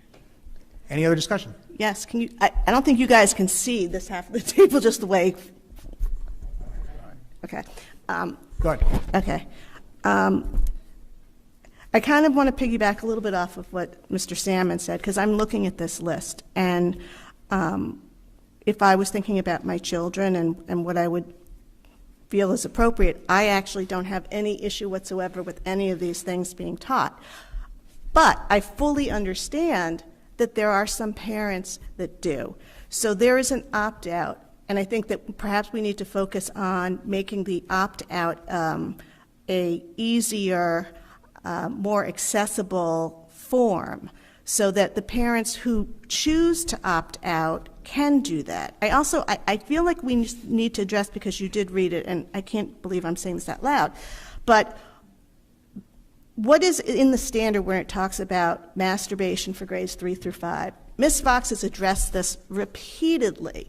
We do not teach this to the students in grades 3, 4, or 5. The fact that The fact that it's there, we made that choice that this is not something that should be in the lesson plans for our kids. And I know it came up in a public comment again. I just need to put this out there because we keep getting the same question, and it's been answered multiple times. That is off the table. It is not being taught. So if that's something that you're like, oh my gosh, they're teaching us, please know, we are not teaching it anywhere. Okay? So that's off the table. But back to this. I focus on the opt-out. I understand we had, why are you opting out? Because you were trying to collect data. I also understand that for some parents, it's a privacy thing and they don't want. So I say, take that out. You want to opt out, a very simple form. I think we focus on the opt-out. I think we need to, rather than dragging this out, we have spent months and months and funds over the summer to talk about this issue over and over and over, and there are so many other issues that we need to start focusing on. So I feel like we need to narrow the discussion on this and make some headway so we can talk about some other things. So we need to identify what's on the table, what's off the table. In my books, homework is off the table. In my books, opting in is off the table. We already know it goes against the advisory. We also know that whether it's 30, 50, 100 students who are parents are opting out, it's still a much smaller number than the students who are participating. So why would we make more work for teachers and administrators to do an opt-in, which actually is a violation because you shouldn't have to opt in to state-mandated curriculum. So let's focus on narrowing down what can we do and move forward.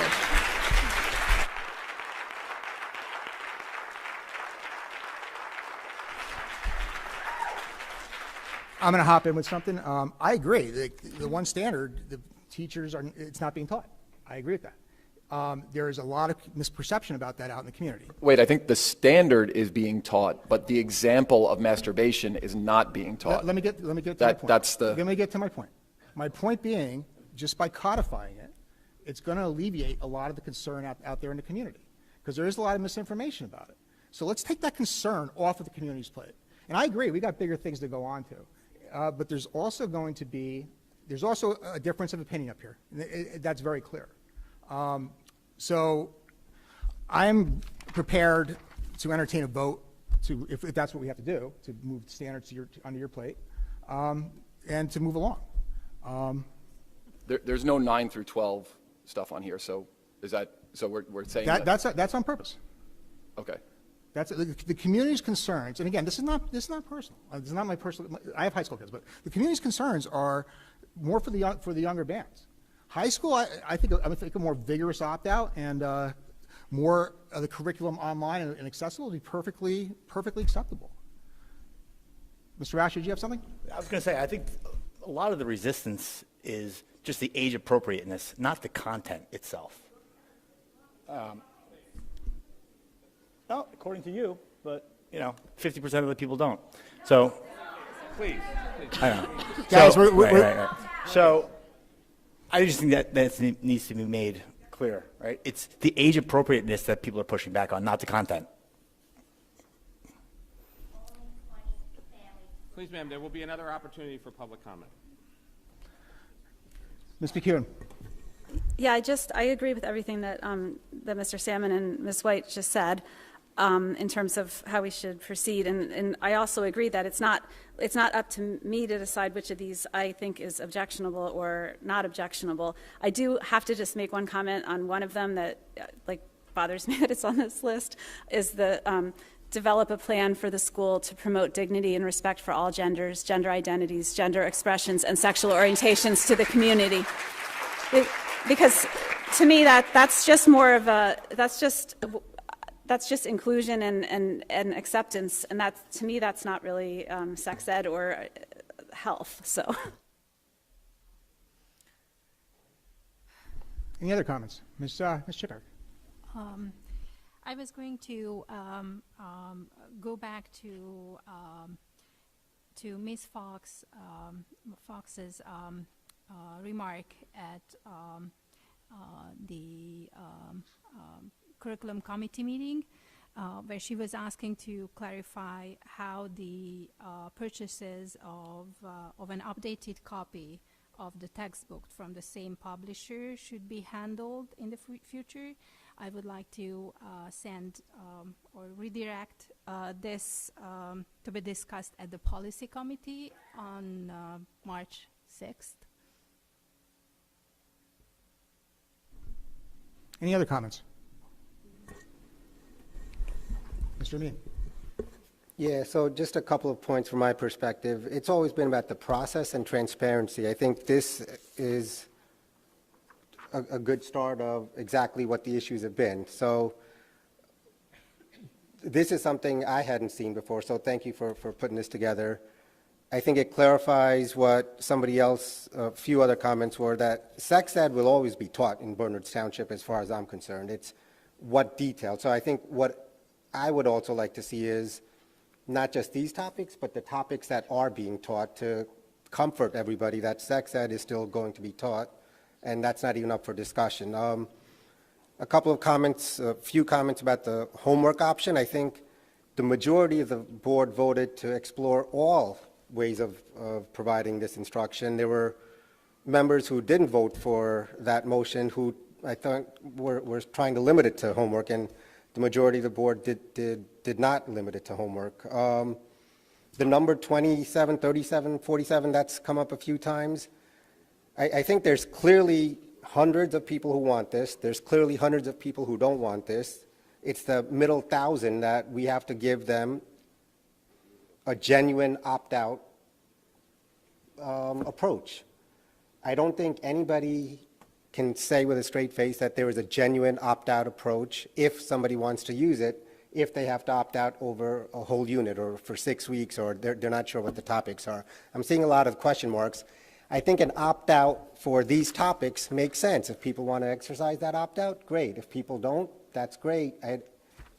What is the confusion here? I think the confusion is kind of yes, please, that there is an opt-out. So if you do want to opt out, you can opt out. You have to opt out of a whole unit, though. No. That's it's not necessarily. I mean, that was part. Ms. Fox, if people wanted to opt out of these topics today, can they do it without opting out of the whole unit? Specifically. Without opting out of the whole unit? It varies. So I'm taking that as a no. In order to determine what would need to be missed, the parent would need to speak to the teacher to discuss like what they object to. The teacher can then say, well, it's one lesson, or it's 2 lessons, or it's the whole So unit. let's make it standardized. So in second grade, this new standard that's identified here lists medically accurate names for body parts, including the genitals. So in second grade, the teacher says, what did I read before? You have, I'm sorry, hold on one second. Okay, so in previous standards, the teacher said, when you were younger, you learned that all your body parts have names. Our private parts have names too. Most of these body parts are covered by our underwear. But according to the 2020 standards now, to implement that, we have to list medically accurate names for body parts, including the genitals. So now the teacher says to second graders, the names of our private parts are buttocks, penis, vagina, and breast. That. So if the student opts out of that, then that's one sentence, 20 minutes, half an hour for that day, because health is taught in conjunction with science. So they're not out of the classroom for like a week at a time or for the entire unit. It's just that one day for that one part of this standard if a family wanted to opt out. Yeah, I don't think people are being given the option to opt out of 30 seconds of a sentence. I think what should happen... Well, it wouldn't be it would be that day, right? That day's day. lesson for that particular unit of health. That student would be opted out. But that's not being fair to the new standards that were implemented. And if people want to opt out of the new standards, that is a new let's standard. make it easier for them. Of course it's a new standard, but they're also being then opted out of everything else. No. That one day That's not right. lesson in that one case in that grade level. Every grade has a different curriculum. So in what he's reading about in second grade, that's the new standard, that's the new lesson, that's the new curriculum. They would leave for one lesson. Can I say something? That's it. I think Yes, a lot Ms. of McKeon. the confusion is that in some grades, it's literally, some grades didn't get any new stuff. Some grades got, like what Tim just said, like one little thing. And then there's a couple grades, like 8th grade, you know, that got, that is the bulk of 8th grade health, right? So if you are opting out in 8th grade, it is going to be for a lot of the health, you know, cycle, but not in most of the grades. So, So I was just going to say, so I think that's why looking at the opt-out form is good, because I think there's two sides of the coin, right? If it's a general opt-out form, like I don't want my student taught any of these standards, then they might be out for a long time. Whereas if you ask for a particular standard that you want your student opted out of, it can be a little more directed in terms of how much classroom time they might be out. So that's the other side of the coin of having a more specific opt-out form in my mind. But I think that's something that's up for discussion. Are we saying, though, from what Nimish, were you saying that you want to focus on the opt-out? Because I think that that's something that everybody can get on board with, is saying, let's focus on the opt-out process and streamlining it and making it easier for all the different grade levels, and then leave in place the curriculum that the teachers spent an exorbitant amount of time writing this summer until we get to the next summer, where we always do a follow-up curriculum review. And this coming summer, they can go through what worked, what didn't work, what changes need to be made before it's implemented in the fall. But we can focus on, let's get the opt-out process easier, accessible, and out there to the parents, and leave the curriculum in the teachers' hands so they can continue to teach from this day forward to the end of the school year. I'm going to jump in. The ask from administration after the last curriculum committee was standards to start looking at the alternative delivery methods. So I'd like to make a motion. I move that the following health curricular standards be referred to administration for review into alternative methods of delivery, and that the administration report back on their progress to the curriculum committee. Following standards, the ones, I'll read them out again, this time just the standards. 2.1.2 PGD.5, 2.1.2 PPP.1, 2.1.2 SSH.2, 2.1.5 PGD.4, 2.1.5 SSH 1 and 2, 2.1.8 PPP1, 2.1.8 SSH1, 2, 7, and 9, 2.1.8 CHSS.3. Have a second. Ms. Chipak. Any further discussion on this motion? Yes. I'm a little unclear. We're making a motion to vote on these, but who came up with this list? Like, I know you did, but who else is, because this is not the full board's list, so I don't understand why we're making a motion on topics that just a few people, that doesn't make sense to me. Do you have standards you'd like to add to the list? No, because I don't think that there are issues with them. So I'm just saying, why are just a few people's concerns pushing the administration to do more work? I don't get that. So I think the other part of this was that it could be that the survey included something like that. That was another thing we talked about, like having the end of year survey to look at like the entirety of how the first year rollout went. Was people could write in whatever standard they thought was objectionable from the entirety of the 2020. So that would capture at least 9 through 12 as well, and it would look at the entirety of the entirety of the health curriculum. And I believe that Ms. Fox was going to be bringing the survey to the curriculum meeting on Friday to start looking at, and then it'll be able to start pushing that out from this point pretty much until, because there's some students at the middle school who, like 8th graders, 7th graders, 6th graders, get it by marking period. So if you've already had the health, you would be able to fill out the survey. But if your children don't have it till the 4th marking period, then we need to be able to have you fill a survey in May and June. So I feel like if we're going to keep focusing on this, we don't have all the information. Different standards can always be added or subtracted at a later date. This is the start to get the administration working on it. Any other comments? So the direction was, by Ms. Fox, come up with a list of standards that you want an alternative delivery method. Not that I wanted. No, but that was culminated, the board members wanted. And we did that, right? So there you go, and we're done. right?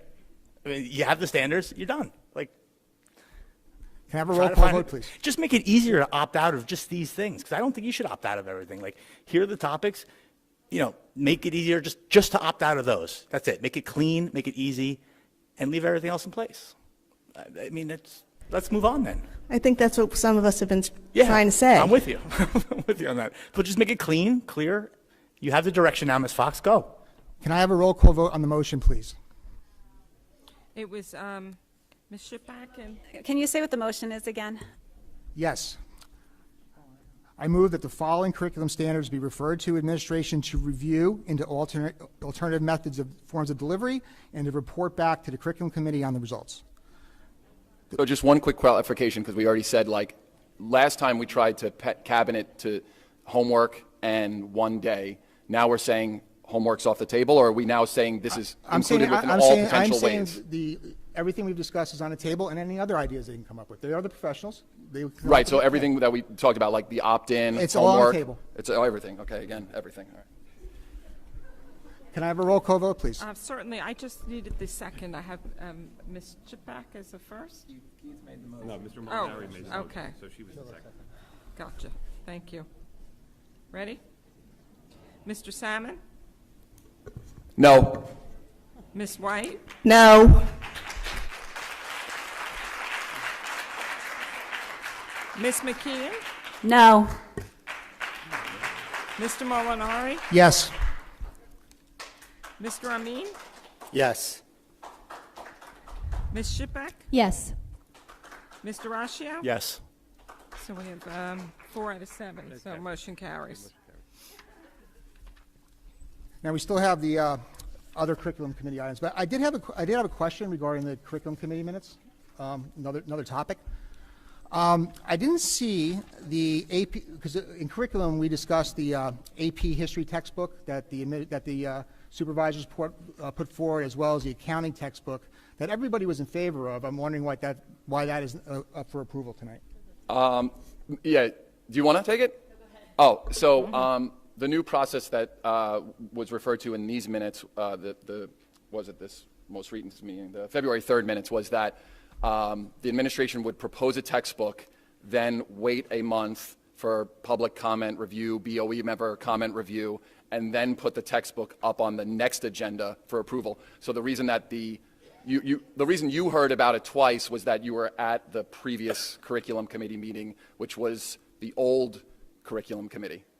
So that's why it's just taking one more month to get So the those. question, so they're going to come up for approval next month. Correct. Next And month. that will be the cycle going forward. Yep. Gotcha. All right. So that leaves one item for approval, the course change. Can I have a motion? Mr. Vascio? I think it was made. Oh, Yeah, you just need to, you had Mr. Salmon and Ms. Chipak already did the motion on the second. okay.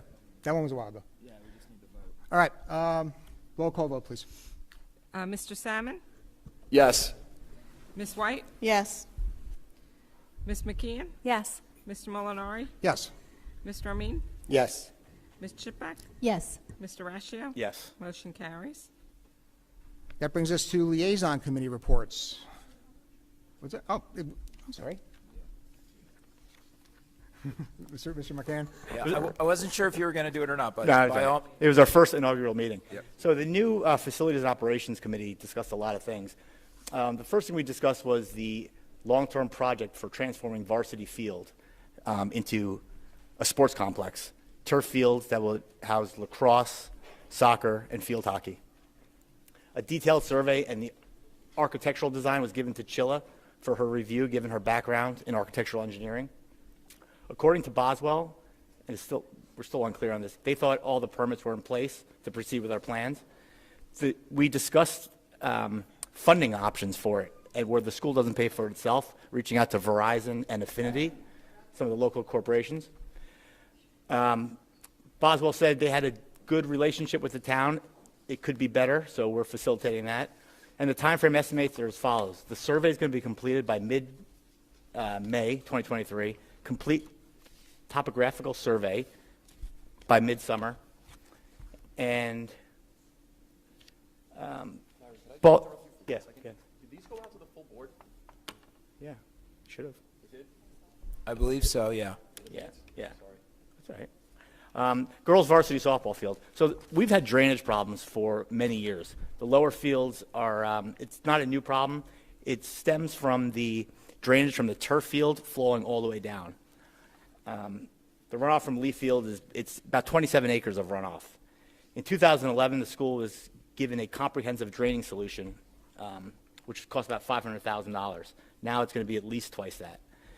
At the meeting, I asked the facilities director directly, what would it take to make the necessary drainage repairs for the softball field so the girls can play on it this year? His response, the necessary fixes could be accomplished with 2 guys in a backhoe for 2 days. So I'm happy to report that heavy equipment was expected and did arrive on February 15th to begin fixing the drainage swell and divert water away from the girls' softball field. I'm also happy to report that, according to the facilities director, it's a 70% chance that the girls are going to play on that field their entire season. So that's a big win. Kitchen and equipment. A lot of the district's food equipment is very old and it's well past its serviceable life. This equipment needs to be phased out and replaced. We asked for a summary of the repair costs to date on the equipment, but that information wasn't readily available. Consultants are recommending we replace all of our kitchen and cafeteria equipment now, but we decided that replacing the large ticket items first, rather than continuing to repair them, makes more economic sense. We're going to bid this work out in the summer, and hopefully we complete it in the summer. All schools would have their aging equipment replaced, but the priority for the changes would be for WAMS and the high school first. We discussed ways to improve the lunch lines and flow in the cafeterias, specifically at Ridge and WAMS. Aramark updates. We're currently staffed at about 65% in the food services industry. This is just common across all school districts. Labor is just hard to come by. A new food service manager was brought in to replace the last one, which we had to let go because of poor performance. And a review of the food services at Ridge on February 8th determined that some of the food was being students were being inaccurately charged. The unauthorized weight-based charging resulted in students being overcharged for their food.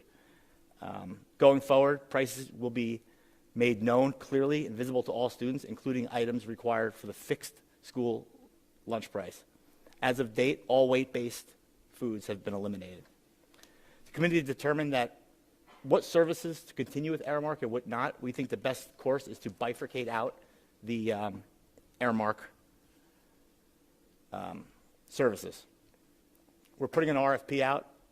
Aramark proposes a 7% cost increase in their new contract proposal. If we do go out to market and everyone comes in plus 9, and that's the lowest bid, then we're obligated to pay that.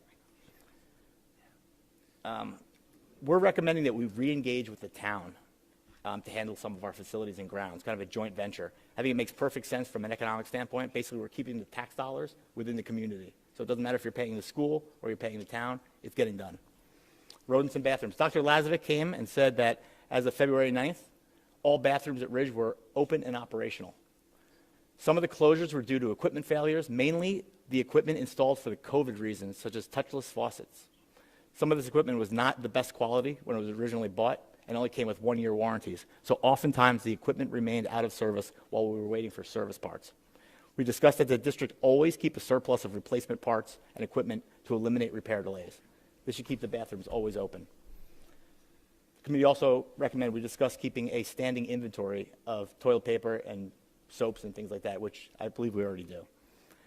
We'll look to purchase better quality equipment going forward, and if touchless products prove too sensitive for everyday use, then we'll just go back to the old reliable manual way. Dr. Lazovic did say that there is now a Google Docs system in place, so when students sign out to go to the bathroom, they're given a live report on their phones as to which bathrooms are currently open and functional. The committee, we obviously prefer to keep all bathrooms open at all times. Dr. Lazovic confirmed that none of the bathrooms have ever been closed due to vaping problems. Vandalism was a problem last year. It seems to have abated. And, we asked for incidence reports on the vandalism, but none have been provided yet. I'm not sure if they even exist. Rodents seem to be a persistent problem, and Dr. Lazovic wanted to make clear that we don't have a large rodent problem. I think he used the Pied Piper analogy. We do employ Western Pest Management System to come out once a month. But it's important to note that the school is prohibited from using chemicals, right? We have to use manual traps or sticky traps. So, you know, a lot of the food, the rodent problems have been caused by more kids eating in different places due to the lunch period. So we're just asking that the staff, the janitorial staff, pay more attention to these areas where kids are eating. That's really it. Thank you. Any questions or comments? Okay, no items on, are there any items? No voting items. No voting items on that. So that brings us up to liaison committee reports. Anybody have a report out on that?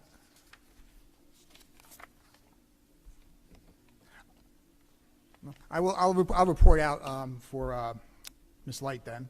We did have an opportunity in the municipal liaison to sit down with the mayor, Andrew McNally, and discuss different ways that we might look into sharing some services between the township and the district as far as, and it's still an exploratory phase, but groundskeeping, possible bus parking, some things that, would hopefully save us some money and also keep the money that we spend within the town, keep our tax dollars within town through a mutual services agreement. So that's something that's in the exploration phase, as is discussions on police officers, resource officers, and SLO3s in the different schools. So those are all works in progress. Yeah.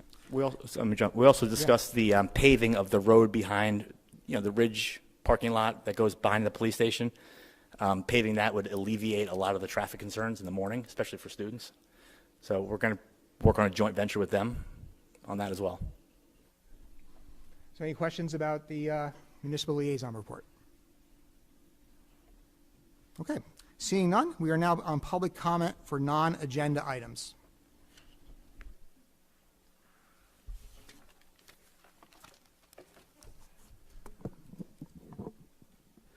Mike Goddessman, Wayne, New Jersey, founder of the New Jersey Coalition for Protection, New Jersey Public Education Coalition. Wow. I have a number of things that I want to address. I'll try to keep them as brief as I can. First, opt-out is the law. The board has no choice. If anyone has a problem with it, go to Trenton, because that's where you'll make the change. And frankly, anyone that voted in favor of that motion tonight may have publicly tonight ethically violated their oath and code.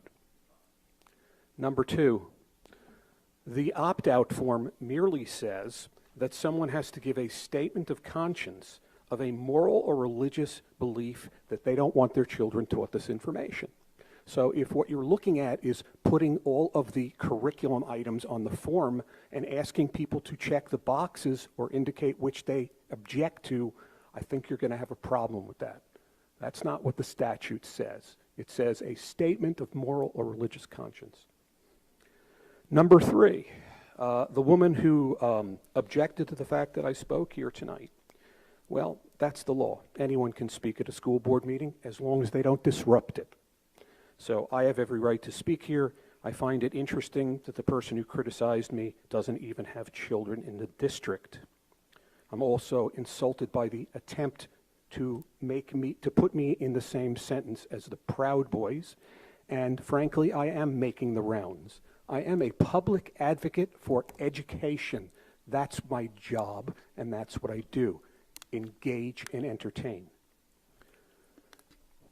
Number four, do you realize that the actions you're taking here tonight, and in particular, those being addressed towards transgender youth and removal of gender identity issues from your curriculum, are being addressed to an at-risk community?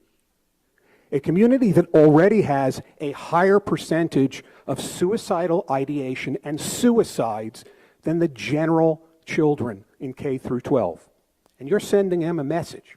And that message is, you don't belong. You're broken. We don't want you here. So think about that, because your actions are putting children at risk.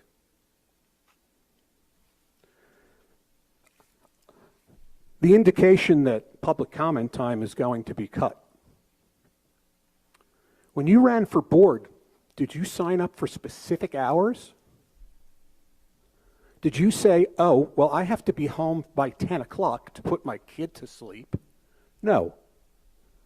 So by shortening the time period, you're basically saying the public will not have the option to speak in full. So think about that. The indication that opt-out is not working, well, maybe in not this district, but in the vast majority of the 687 districts in New Jersey, it's working.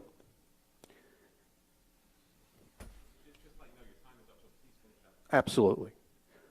Think carefully about what you do, because I mentioned 2 ways that you can lose funding to your school system. Another way is by having to defend ethics violation complaints. They cause districts tens of thousands of dollars to defend. That's money that your taxpayers paid in to educate students. By ethics violations coming from this board, you're taking money that is directly supposed to educate your kids, and is now being directed for your defense of your actions and attorney's fees.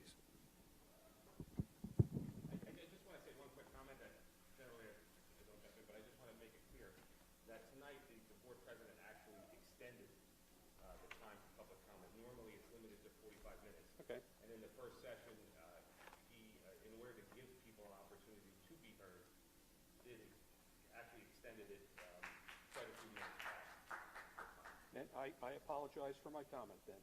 Thank you so much. Kimberly Clark, 268 South Finley Ave. I don't want to beat a dead horse over the head, and I do agree with a lot of the comments that were made on both sides of the argument. I do agree that our opt-out process needs to be revisited, as does much of education. The first time you're going through, that's why we reflect, and that's why we rebuild. But to only limit it to certain standards, you're ignoring, there are people who want to opt out of mental health pieces. There are, even at the high school, I teach first aid CPR. There are people for personal reasons that are asking to opt their child out of CPR. So to only revisit, and I think it's just a misunderstanding of how the process is really working, and that's why I wanted to get up and talk for the public to understand. Every family has the right to opt out of any of the current standards that exist. Is our form and is our system perfect? It is not, but we are not denying families who don't agree with the standards their right to opt out. That exists. We have entertained that with families in the district already. So I think to limit it to 8 or 9 standards and only for elementary, and for that to be your focus, I think is not fair. And to really look at it and understand, like, hey, this is open to everyone. This is open to every single standard, every grade band. But let's just make the motion to revisit the form and figure out the best streamlined way for all the standards, not just the 8 that some people object to. Because what you feel, like Mr. Salmon said so eloquently, the way that he feels for his family may not be the same that I feel for my 7-year-old, for my kindergartner, my 3rd grader. So let the individual families decide and make the motion for the whole community and all of the standards and grade bands rather than just 1 or 2 that are objectionable. Thank you so much for all your hard work.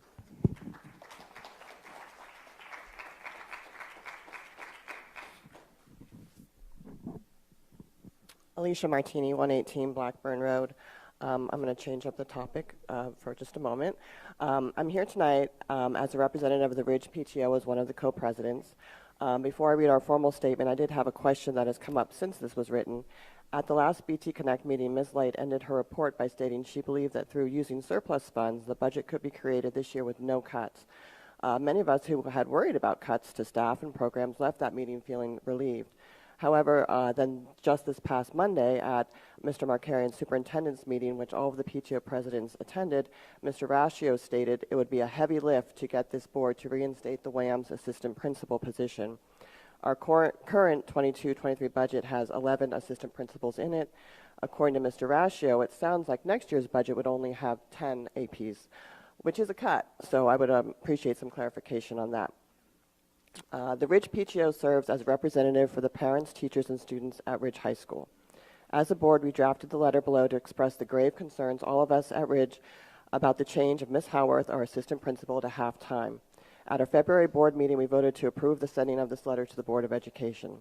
The PTOs have been questioned as to why we are getting involved in this decision, and the answer is, as a PTO, one of our primary roles is to offer support to parents, students, and teachers and staff at Ridge High School.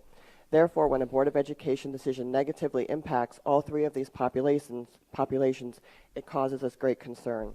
The reassignment of the senior class assistant principal, Ms. Howarth, to only part-time at Ridge has created a loss of support to all of the above-mentioned groups, and especially to grade 12 students at such a critical time as their final year at Ridge. Assistant principals have many administrative functions at school, including but not limited to facilities management and scheduling, student activities, school safety and security, emergency procedures, HIB investigations, 504 and IEP meetings, teacher and staff evaluations, assembly and special programs, and other areas.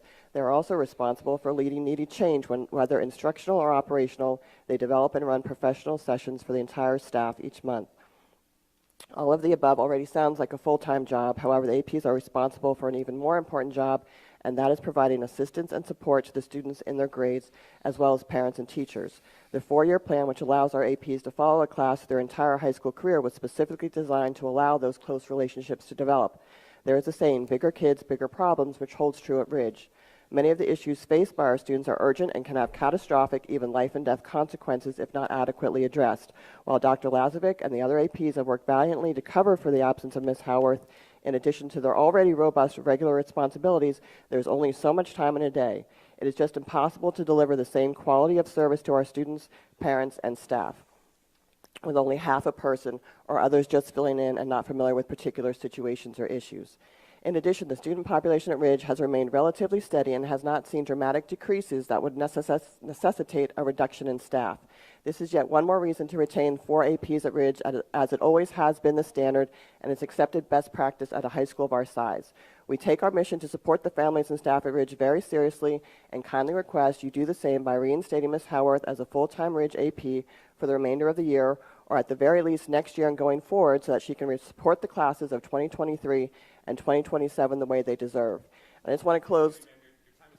One more sentence. I want to close by saying that even though this letter is specific to Ridge, we as a PTO and me as a parent in the district support all of our APs throughout the entire district and feel they're an integral part of every school. Thank you.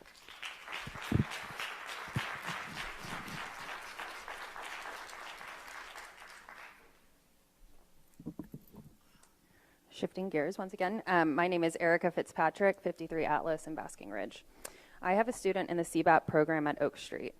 I'd like to start by showing quick appreciation for the support we've received from special services for my child. The school administration, staff, and all related professionals who work with my child have impressed us very much during our time in district.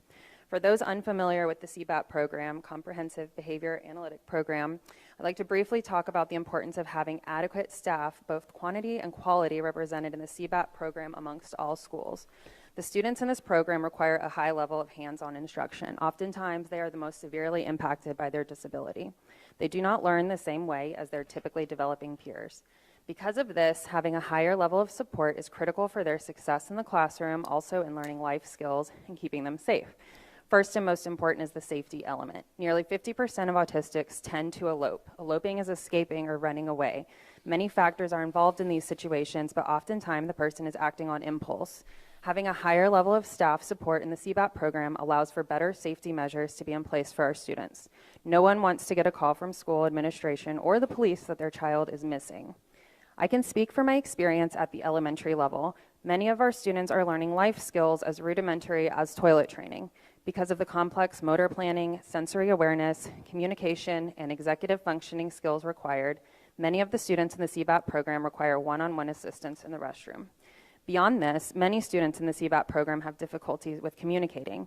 Some are nonverbal, some use augmentative communication devices like iPads or other means of communication.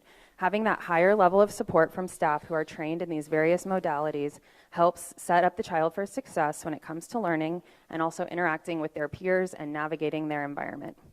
These aid-to-student classroom ratios are not nice to have. They are essential for our students' education and for their safety. I encourage every board member to observe a CBAP classroom to see firsthand the complexities involved in educating our exceptional children. Children need to be taught in the most appropriate way for their neurodiverse learning styles in order to foster independence and set them up for success for the rest of their lives. As you consider next year's budget, it is essential that these ratios, supports, and programs are kept in place. Shortchanging them now will have detrimental effects on our children's future. And on a staffing note, I also wanted to reiterate the appreciation that I personally have very much for Mr. Thorpe, the AP at Oak Street. As a CBAP parent, having that presence of quality administration makes our families feel valued. It helps keep our children safe, helps with inclusion and their education. Administration that takes the time to understand our children's differences and ask questions makes us feel important and like valued members of our community. It helps our children to have familiarity with their school administrators as well. District-wide, our administrators are essential to the proper functioning of each school where they reside, and any elimination in that support would only hurt our children and lead to staff unhappiness. Thank you.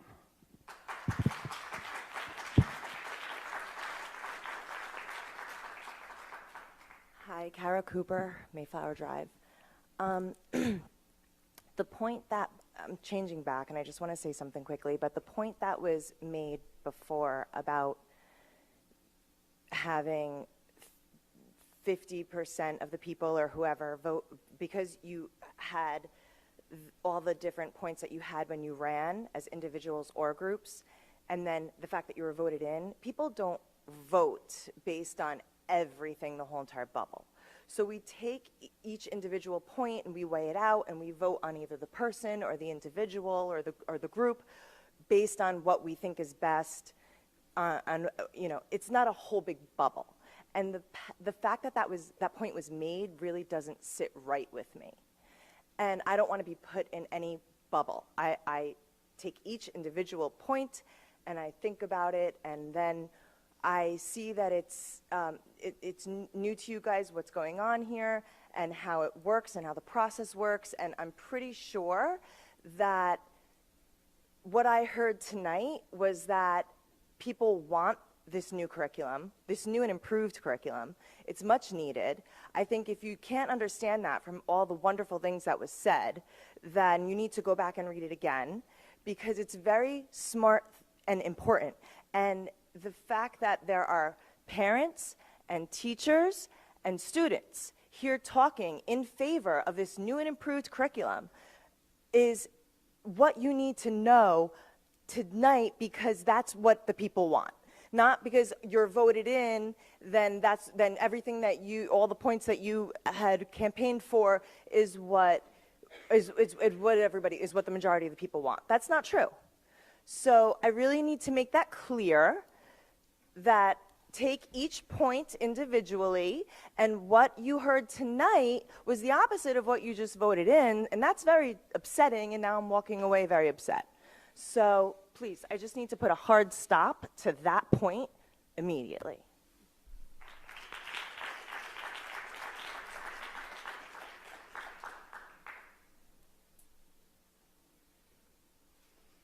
Sherry Nelson, 195 Smoke Rise Road. I wasn't planning on talking about health curriculum, but I will on a couple of points real quick. I don't know if everybody's just not understanding what's been said. I come to almost all of the Board of Ed meetings, so I'm following pretty closely what's going on.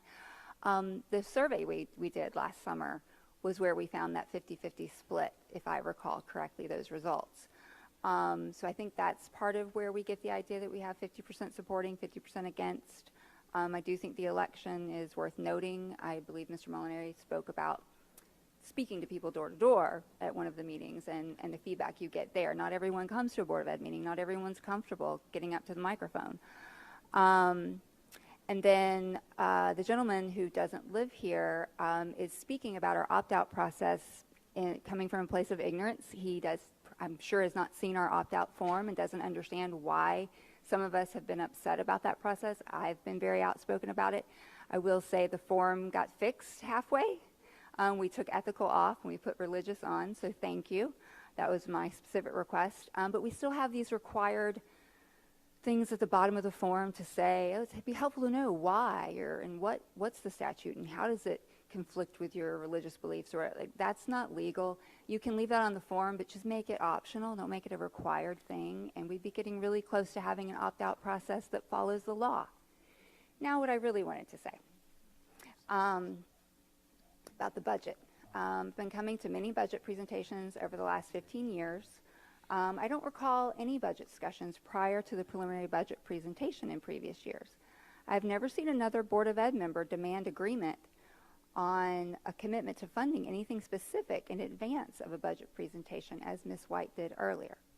As you all know, special education is near and dear to my heart, and I certainly hope that we will continue to fully fund the special education, but I'm not sure if it's appropriate to have that discussion prior to the preliminary budget presentation or not. I'm just not sure. I will say that the accusations that the new Board of Ed members are not being transparent about the budget is really an unfair accusation, and it's not based on an understanding of how the budget process typically works. Just because members of the public may have questions that are not yet answered, it does not mean that there's a lack of transparency at all. We always get the initial information on the proposed budget around mid to late March. It's this way every single year. We get the preliminary budget presentation at that time and never before that. Not having answers about the budget on March 1st is in no way an indication that there is a lack of transparency here. I definitely think the discussion should be had regarding how to get more state aid for special education funding. And I would really love to hear from the Board of Ed members who were at Ridge this past fall with Governor Murphy when he came here for a photo op. Did any of you take that opportunity to explain to him that our extraordinary needs in special education? He gave a speech congratulating himself on his commitment to education funding. So I would hope that you all took that opportunity to advocate for the special education students when you had that unique opportunity. I saw who was in those pictures, so I'd love to hear from all of you. I'm done. That's my last point. Those of you who are in those pictures really do need to tell us what you discussed with Governor Murphy that day and not just write letters to the editor or sit up here and say we need money from Triton. Did you ask him for that money? Thank you.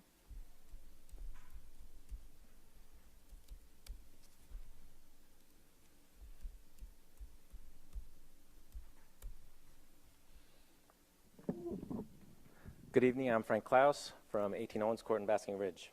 My first request comes directly from my daughter. She's a student at WAMS, and there have recently been a lot of half days. There was a delayed opening because of snow, there were a couple of teachers' trainings, and what happens on those days is that they have the same number of periods, but they're all just cut in half. And she said that you kind of get into the class, and you get calmed down, you open your book, and you kind of get started, and then it's time to go to the next class. She said you're not learning anything. So it'd be really great if they could actually, on every other half day, have the first half of the periods or the second half, you could actually get the learning done. So that's her idea. I don't know if it's a perfect solution, but I said that I would be happy to bring her idea here. The next one, the last board election was quite contentious, as everyone remembers, and there were two really big topics, transparency and sexual education. And the For Bernard's Children platform stated, and it's still up on the internet, that we believe values are taught at home. The voting majority of this community clearly agrees with that. And so I would like to ask you to please continue to keep your campaign promises. That's why we elected you. Finally, as we know that there is a teacher shortage, and we're looking for ways to attract and keep these amazing resources in ways beyond just their pay. And one such way that was shared a couple of meetings ago was teacher training and continued training. I think that's a fantastic idea. We also know that some of the recent trainings were held by high tops. We've at length discussed the controversial nature of their approach, and there were recently some pictures that were circulated on the internet from this. And I just have kind of the question is this the training that the teachers are seeking and desire?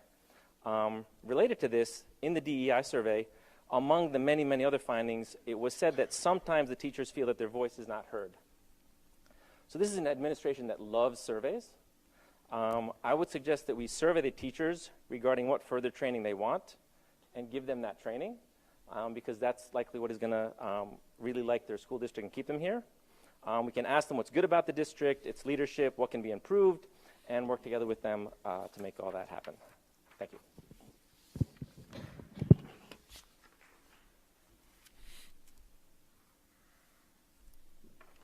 Christy O'Malonic, 112 Galloping Hill Road.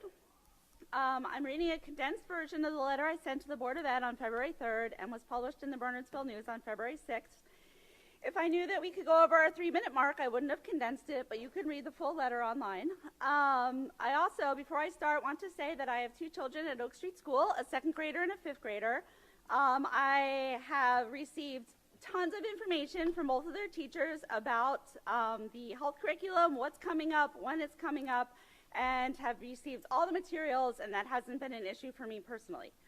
But I am writing to express my support for the current health curriculum to have our qualified teachers teach it to our students.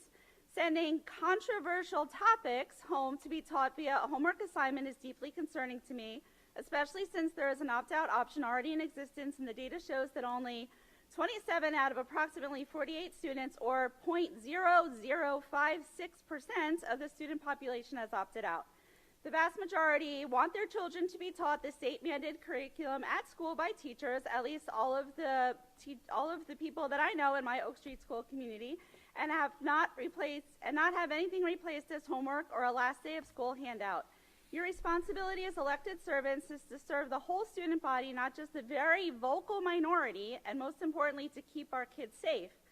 Pushing for district-wide censorship with an anti-education agenda actually makes our kids less safe. This is because comprehensive sex education improves the overall health and well-being of students and prevents childhood sexual assaults. Statistically, in 30 to 40% of childhood assaults, the abuser is a family member, making it crucial that these lessons take place in school. In addition, providing an education on these standards is not just about introducing terminology, but actually teaching the content. Sending home an assignment will not accomplish that. Many current board members were quick to point out that during the pandemic, teaching at home was not a successful method, and here we are 3 years later suggesting it as a solution. I would also like to know what exactly you consider to be a controversial topic by age, and now we know, thanks to Mr. Molinari, what those controversial topics are. But I want to know, why are we even using this label? Because, I mean, really, it's health. Please be transparent with our community and share this information with the general public, which you started to do tonight. Thank you. I hope that I am sincerely wrong, but I do not believe that you want to make school a safe place for our LGBTQ children, and that this is an underlying issue here that none of you are being honest enough to verbalize. The other real issue we are talking about that I haven't heard brought up is censorship and an anti-education agenda, an anti-gay agenda, and not caring about how LGBTQ children are supported in school, nor caring about their personal safety. What's next? Removing Black history, the Holocaust, and information about indigenous peoples from the classroom because they are also controversial or sensitive topics? I hope that I am wrong, but I feel that this is part of a larger agenda that some of our board members have. Is Bernards Township going to be the next district, I'm wrapping it up, to ban books and withhold valuable truths from our children because you object to their content, ideas, or themes? I won't get into the fiscal responsibility part because that's been touched on tonight, but I just want to also share in conclusion that I think that you're being very short-sighted and not considering long-term ramifications of this proposed action, including students who are bullied, suicidal, have STDs, and pregnant because you've decided to withhold crucial information from them and their peers. I really hope that you will all surprise me with your actions and demonstrate that you respect our teachers, care about the health and well-being of all of our students, including LGBTQ students, and value giving children a proper education by certified teachers. And a new PS. We've let you go on as long as everyone else, so please. One more sentence. P.S. We want all of our assistant principals, please don't cut any of them, or to say it a different way, fill the current and future vacancies because there seems to be some semantics going on there. Thanks.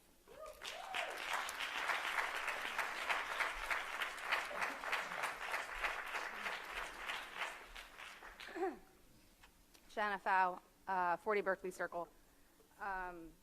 Going to touch on topics, going to bounce back a little bit. Again, we keep hearing transparency, fiscal responsibility, they're great buzzwords and all that, but it's good to see that there's some action and good discussion going on tonight. Again, I'm here to talk about the budget concerns, and I think that while I understand there's a process in place, I don't think it hurts in public comment to just start putting into the ether, so to speak, our concerns while you start preparing your budgets, especially relative to staffing, assistant principals at all of our schools to maintain consistent. And while I appreciate all the clarifications in the SOS emails that no one's being cut, but it's really that no one else, the positions are being filled, right? So it's not a cut per se, but you're also not backfilling the positions that are vacant due to, whatever reasons, attrition, et cetera. So again, I think you've heard it from other people as well. We're just looking, or especially me, myself, for you to start considering this while you're building your budget, upcoming budget. I also just want to talk about the process. So I understand, and it's great that a lot of people have been here for multiple years and have more knowledge, but I don't. So I would like to ask some questions so you can answer them for me. March 13th is when the board is presented the preliminary budget. You guys vote on that. I've heard some things, please clarify. Then that gets submitted to the county, I believe, in March as well for review. I believe that's my understanding, so clarify. I don't want any misinformation. I want to understand the process completely. And then once it's submitted to the county, then I guess it gets sent back. I don't know if there's reprocesses. Please help us understand it. In May, when it comes back for public comment and vote, it has already been reviewed and accepted by the county, is my understanding. Please clarify me if I'm wrong. So at what point, we have one meeting in March. I don't know if we're allowed to speak about it at that March meeting. It's already drafted. We see it for the first time as a community. And then in May, it's basically my understanding then voted on. What is the historical process by which we've ever sent the budget back to the county again after that May meeting, after the public has commented and not liked what was in the budget? Is there historical data on that anyone can share with me to know if we have that option? Or is it just a rubber stamp on May 8th? I need to understand that process more. And that's why I'm bringing up topics like assistant principals. And people are bringing up the budget now because we want it talked about now and not to be shocked and awed in May when there's a rubber stamp vote.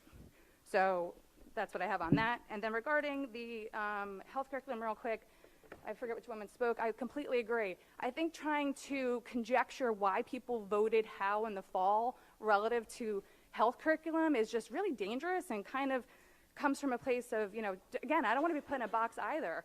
People, I think you're kind of saying we're not smart enough to make educated decisions of why we vote for people, and it's just one thing or the other, and 50% or this or that. You have the numbers right now in front of you of the number of people opting out versus who is opting in by not opting out. And those numbers are vastly different. 27 versus 4,800, whatever the numbers are, that is a majority that's much larger than 50%.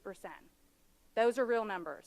And I'm not going to hear conjecture on why people voted people into these board positions to allow parents to not have the option to opt their children out and allow children not to be marginalized that need to be, again, for sexual abuse or LGBT community and their safety to not be taught the proper curriculum. Thank you.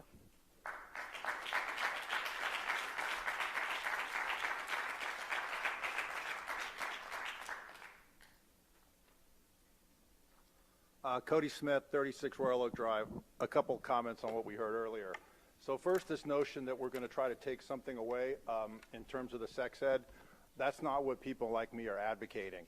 The other parents in this room can make informed decisions for their children. I'm not advocating you take anything away from them. In fact, you can develop an advanced sex 501 class, and if they want to opt into that, they can do that. That's fine with me. The second piece, I think Mr. Molinari read one of the things that he found objectionable is teaching fifth graders masturbation right out of the standard. And then Ms. White came along and said that's not what we're doing. So I guess we're either in violation of the standards as the curriculum is now, or we have the flexibility to not teach certain things that we find offensive. I'm not sure which it is. Maybe you can cover that. The second thing with respect to the standards are very broad, and as we heard in the BT Connect meeting, all we saw was the unit plans. We didn't see the detailed lesson plan or, in fact, what was going to be taught as part of the class. And the issue here is not the form. We keep talking about the form. Take it from somebody who's filled out the form multiple times. The form is not the issue. There's the one question on the end asking you to justify why you did, and all you have to do is take the question and phrase it and rephrase it into a statement and put it back in, and it goes right through. The form is not the issue. Forget about simplifying the form. The form is not the issue. The issue is how do we get the material that we can look at in order to make an informed decision. That is the issue. And it's not necessarily the old standards versus the new standards. As you look through the materials, and I've looked through every deck for 8th grade, that's where you see what you find is not age appropriate for your child. That may be part of the old standards, that may be part of the new standards. But having to go to the teacher to try to get that material and then seeing other materials in the unit plan, the lesson plan, which you cannot get, and you have to go through that hassle of trying to find it, you have an obstacle from somebody making an informed decision. So for instance, in 8th grade, I'm looking in the slides for the 3 ways to have sex, right? You read it, that's right in the standards. It's nowhere in the slide. So once again, are we not teaching it and we're in violation of the standards, or do we have the flexibility not to teach it, or is the teacher saying that in the classroom outside the slide, which you will never know? And then what the last comment about opting in versus opting out. A number of years ago, we had to opt out of having your child drug tested. And I sent an email to Mr. Markarian, and I said, why is it an opt-out form? Why isn't it an opt-in form? Why do I have to come to you and ask you to not test my child for drugs?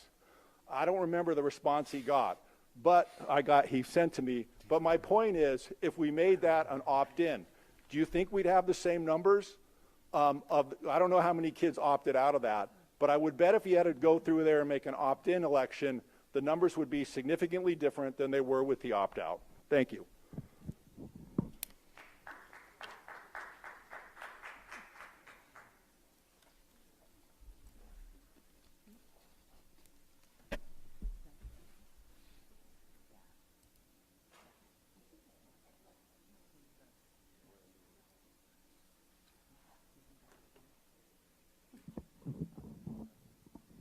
Hi, Kelly Target from Annan Road, and I'm here again tonight on the subject of the proposal to reduce the number of assistant principals within the district, and particularly at our elementary schools. At the Parents Advisory Committee meeting that took place on Monday, the superintendent and the board members who were present confirmed that the reduction of assistant principals at our schools is being considered as part of the budget process for this year.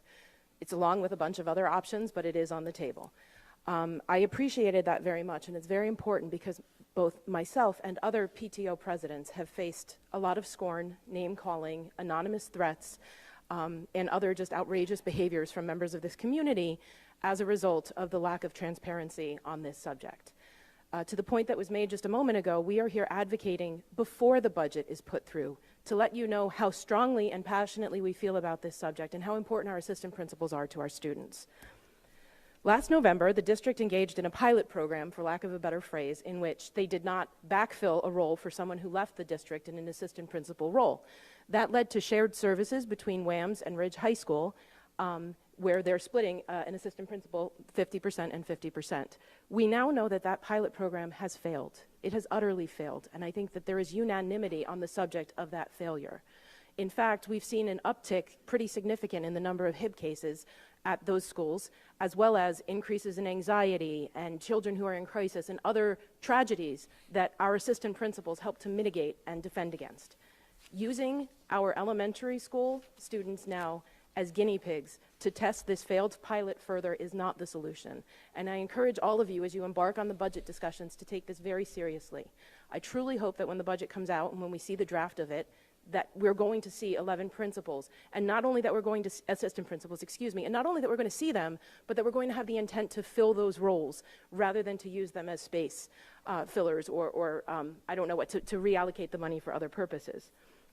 I've sat here listening to this meeting, and I've sort of wondered where the money gets reallocated to, and it's like a light bulb has gone off in my head, because I'm hearing dozens of hours and the legal expenses, my God, that we're going to face about the things that you all are arguing about.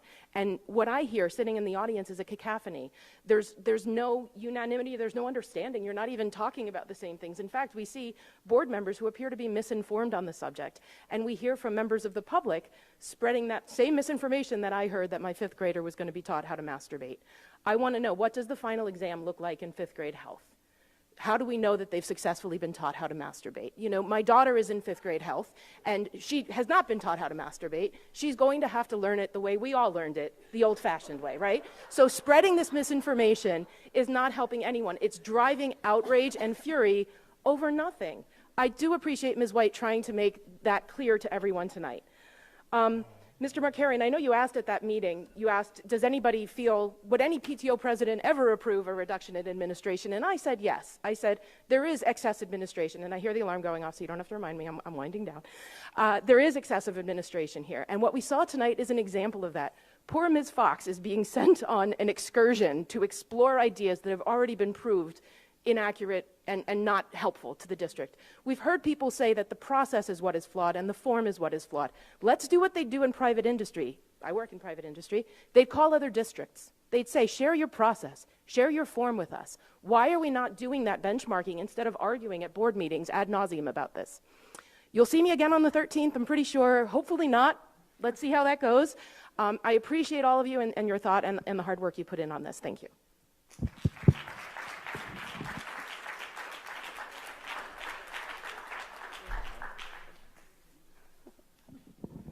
Ooh, this is fun. Erin Coonahan, 8 Hancock Court. I think everyone's already done a very good job of talking about the assistant principals and what the PTOs have gone through in the last 2 weeks as far as trying to clear up the fact that there is absolutely no misinformation, that the assistant principals, the allocation is being discussed again, and it will come up again right down the line through May. But more importantly, what I wanted to bring up tonight is that the students who spoke tonight, they did so bravely. They were so amazing. We should all be so proud of them. And they are a product of all of the assistant principals, all of the principals, and all of the administration and staff. And if the one thing that I learned tonight is that this board is not doing a very good job of listening to anybody, not listening to each other, not listening to the people out in the audience, not listening to their staff or their administration, because if you were listening, then you would know that we wanted to hear from you, especially on the AP issue. We want to hear from you on the health curriculum and what your thoughts are. And although we appreciate the list, I think there's a little bit more work to be done.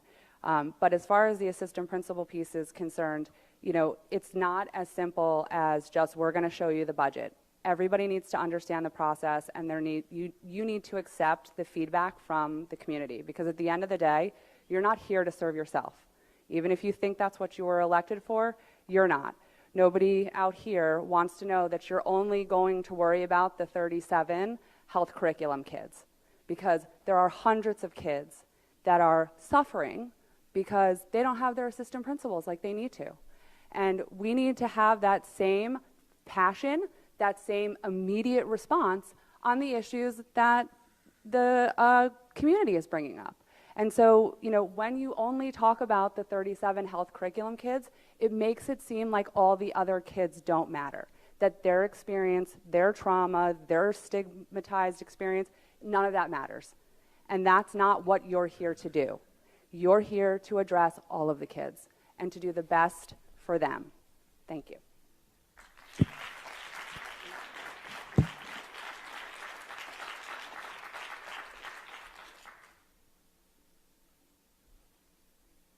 Annika Forzani, 45 Don Drive. Just a couple of quick comments. First of all, I did want to thank you for extending the public comment time to allow everybody to give their feedback, so I appreciate that.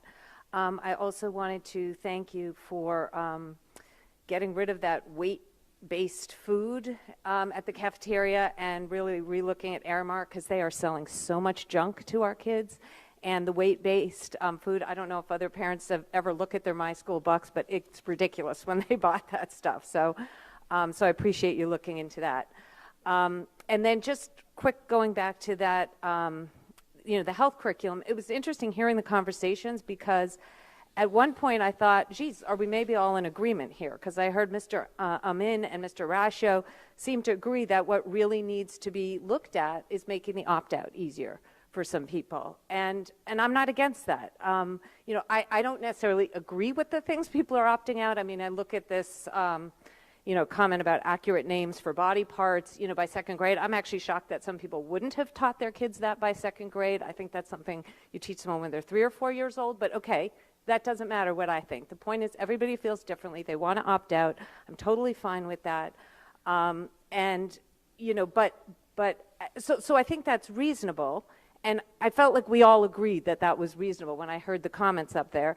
And yet then what got me confused is then you voted on a motion to have Ms. Fox do some more work on relooking at the curriculum, different ways to teach it, opt-ins, et cetera. And this is where I go back to the comment of the last person. I run a business. Many of you are business people, and I think one of the roles of a business person is to make sure that the people you support or that support you are working on the right things, that are using their time wisely. Ms. Fox has spent an inordinate amount of time already getting input, creating something. Is it really the best use of her time to be doing that work all over again when the real issue is, let's make it a little bit easier for the people who do, the smaller number of people, but they're people, and they're, you know, and it's a reasonable request to make it, for those that have the moral and religious objections, let's make it easier for them. But let's please not waste her time, as many people have said. Ms. White pointed out, you know, there's so much other important work to do, and I really don't feel we're all that far off on this. Let's just make it a little easier for those people to opt out. Let everybody else keep their opt-in, the curriculum that you worked on, and let's move on to some other issues, like the food. Thank you. Bye. Yeah. Anybody else for public comment? Anyone online? No. No. No. Mr. Markarian.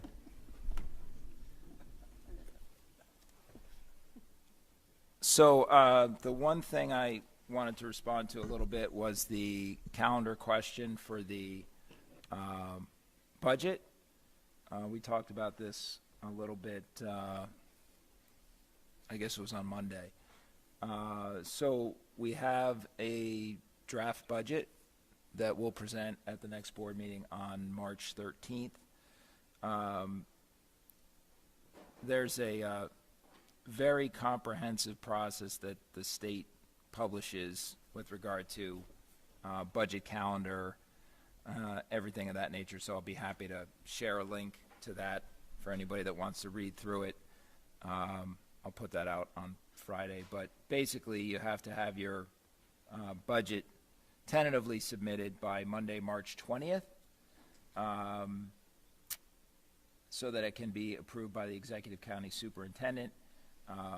And the reason for that is so that you can have a advertised budget for people to look at in advance of the public hearing on the budget, which has to be done no later than May 8th. So we're actually doing it on the last day that's allowed. And then at that meeting, based on the input, specifically called a public hearing on the budget to make sort of a special agenda item just to talk about the budget, the board is allowed to make amendments to the budget as a consequence of that meeting. So we're really working on budget right through that meeting on May 8th.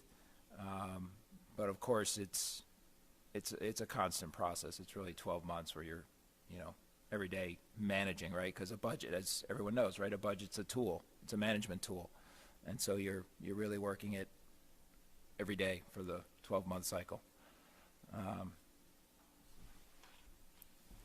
Let's see.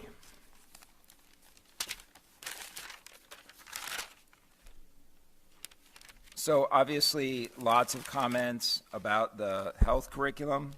I think that was really appreciated, and I know that the board has gotten lots of emails as well on the topic of the health curriculum. Certainly, if anyone sent an email to the board, because we did get so many, we tried to keep up with responses to everyone that sent some input about the health curriculum. The gist of that message was thank you for your input. So if we missed somebody, thank you for sending an email to the board about it. Thanks to so many folks tonight, right? We had lots of parents and staff members really sharing their passion for our work and for the kids. Thankfully, it looks like they took the opportunity to go get some sleep or get other work done. Good for them, but it was great to have them share their perspective. And just a lot of thank you from my part to you to recognize the work of the person on my left here who has really taken this on with a team of folks over the last couple years to work really hard to get to the point where we could say we were meeting the new NJSLA standards for comprehensive health and physical education. So a ton of work by the staff, and thanks to those of you that recognize that. You know, we're happy to Yay, Christine. You know, and you know, anytime we're doing something new, implementing something new, we, you know, as a matter of course, try to reflect on how things are going and try to make things better. And obviously, we have some specific direction that we're being asked to look at in this regard, but that is part of our process, and so we'll do that like we always do for new initiatives, new curriculum. So we'll keep plugging away at that to the point of not exhaustion, I hope. Sorry.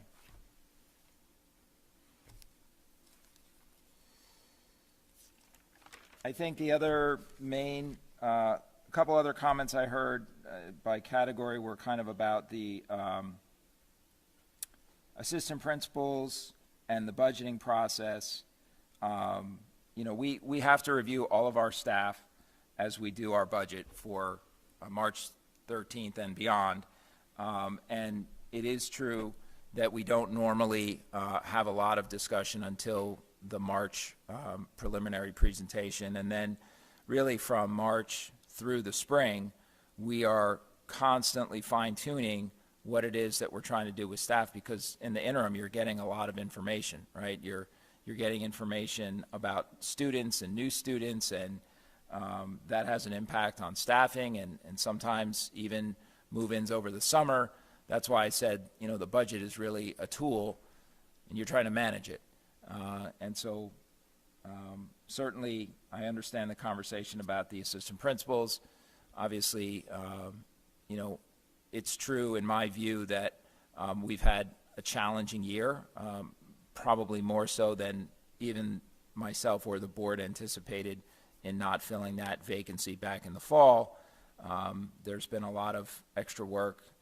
The trend with the HIBs is not great. That generates a lot of extra work. I honestly thought that that wouldn't be continuing in the way that it has. Can't really explain it, but it's a reality that we're dealing with, so that's unfortunate. There was another comment about special education staffing. Obviously, we have to evaluate special education staffing like all other staff as we work on the budget. Those needs, they can change very rapidly. I know in the Personnel Committee report, we talked about the number of special needs students that moved in over the summer. That caused the need to hire 8 staff members. It was 2 teachers and 6 aides. And since that summer spike, we had another 16 students move into the district that needed services in our CBAP program, which is driving the need for the request for some additional instructional aides, which was what that show of hands was about earlier in the meeting when I asked the board, so are you guys good with getting those 6 instructional aides for the CBAP program? That's what that was about. So now Mr. Syatt will continue his everyday struggle to find staff for the program, because as some folks in the public noted, it's extremely challenging right now to even find staff in education. So thank you to Mr. Syatt, who grinds it out every day trying to keep us staffed with good people.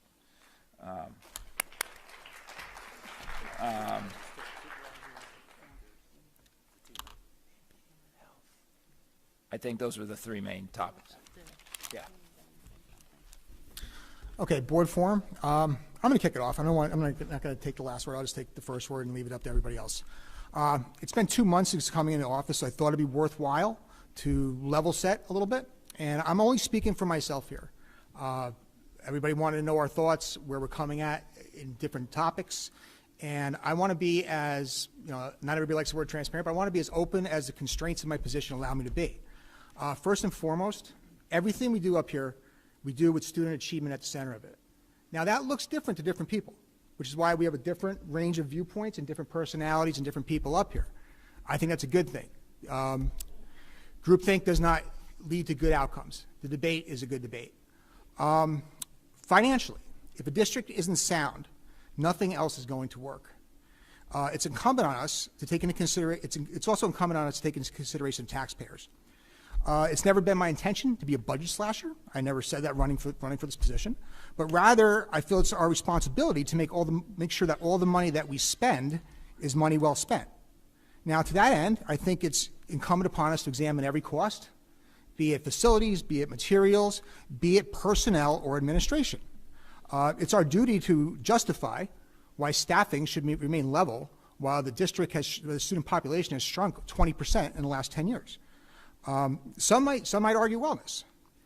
Those outcomes, Mr. Marcani is right, those outcomes are not getting better, despite the seemingly endless amount of resources thrown at them. Wellness and mental health begin and end in the home.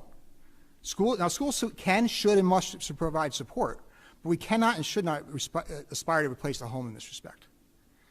Certainly, any semblance of fiscal responsibility cannot be held hostage to this. It's also my intent, to the greatest extent possible, to read and learn about what I'm going to vote on and to endorse what I'm expected to approve. That goes in line of certain textbooks I've read during curriculum committee. I have major problems with them. I'd be happy to talk one-off to anybody who's wondering what they are, but I'm not going to vote for them. I'm not going to vote for something I don't approve of. I'm not going to do it. Now, on the subject of curriculum, I think the community has widely diverging views on the health curriculum. They do. I've read the emails. There are standards that have to be delivered, and however those standards are delivered, though, are wide discretion for individual districts. I'm going to do, and again, I'm speaking for myself, I'm going to do everything I can to see those standards delivered in a way that threads the needle of the community's consensus on this. And just to throw it out there, no solution we come up with is going to be perfect. Not one of them is going to be. So I'm not looking for utopia because it's unattainable. I'm saying this in the interest of continuing to be open. I'm saying continuing to be open because it's nothing I haven't said for a year now, either at public meetings, running for this position, to all three newspapers. Everything I'm saying right now are things I've said before. So I've been very consistent. So I hope you appreciate the openness, and even if we disagree, that we can do so respectfully and listen to each other's thoughts and ideas. That's all I wanted to say. Can I jump in? Mr. Rasher. Yeah, I want to make clear, at the PTO meeting, I made a statement which was in the effort of transparency, and the wider community should hear it as to what I meant. The people I was talking to at the PTO meeting were hungry for information, and I thought it was my job to step in and kind of give them that information, or at least where we're thinking our thought process. So what I said was when I said it was a heavy lift to replace the AP, the assistant principal, I said that because the AP was cut last year, or was not rehired or backfilled because of a quantitative measure, which was declining population. That was the only reason that we were given at the time. So I said, nothing has changed. It's going to be a heavy lift. And I hope that they appreciated that. With respect to the budget, there's a lot of misconceptions out there that we're talking about, what 0% increase in spending means. You got to keep in mind that we budgeted $104 million last year, and we spent 99. Right? So there's extra money there. In fact, over the last 5 years, actuals have come in under what we budgeted for. And in the effort of full disclosure, we were presented with they're very preliminary budgets. A budget that was very, very high relative to last year's. So I've expressed this to Mr. Marcari. I said, this is a budget we need to start looking at and trimming down, because it's, $12 million over last year's spending is just not right. So that's where our thought process is. As far as the APA, my opinion is, if things have changed, then things have changed. But the statement I made was based on last year's quantitative reason for not backfilling the position. I don't think elementary APs have ever been talked about. I've never heard that ever talked about, and I certainly wouldn't support that. I think the budget's taking a while this year because we are going through line by line everything that's on that budget. Because whether there's fat or no fat, I can't speak for that yet, but we owe it to the taxpayer to look at every single line item to the extent that we can. Somebody talked about benchmarking, and I'm just going to throw out stats, and it's not my opinion or anything at all, but these are some stats to benchmark to consider. Comparing ourselves to Millburn, Hillsborough, Bridgewater, Montgomery, and Ridgewood and Summit, we have the least amount of schools and the most amount of APs.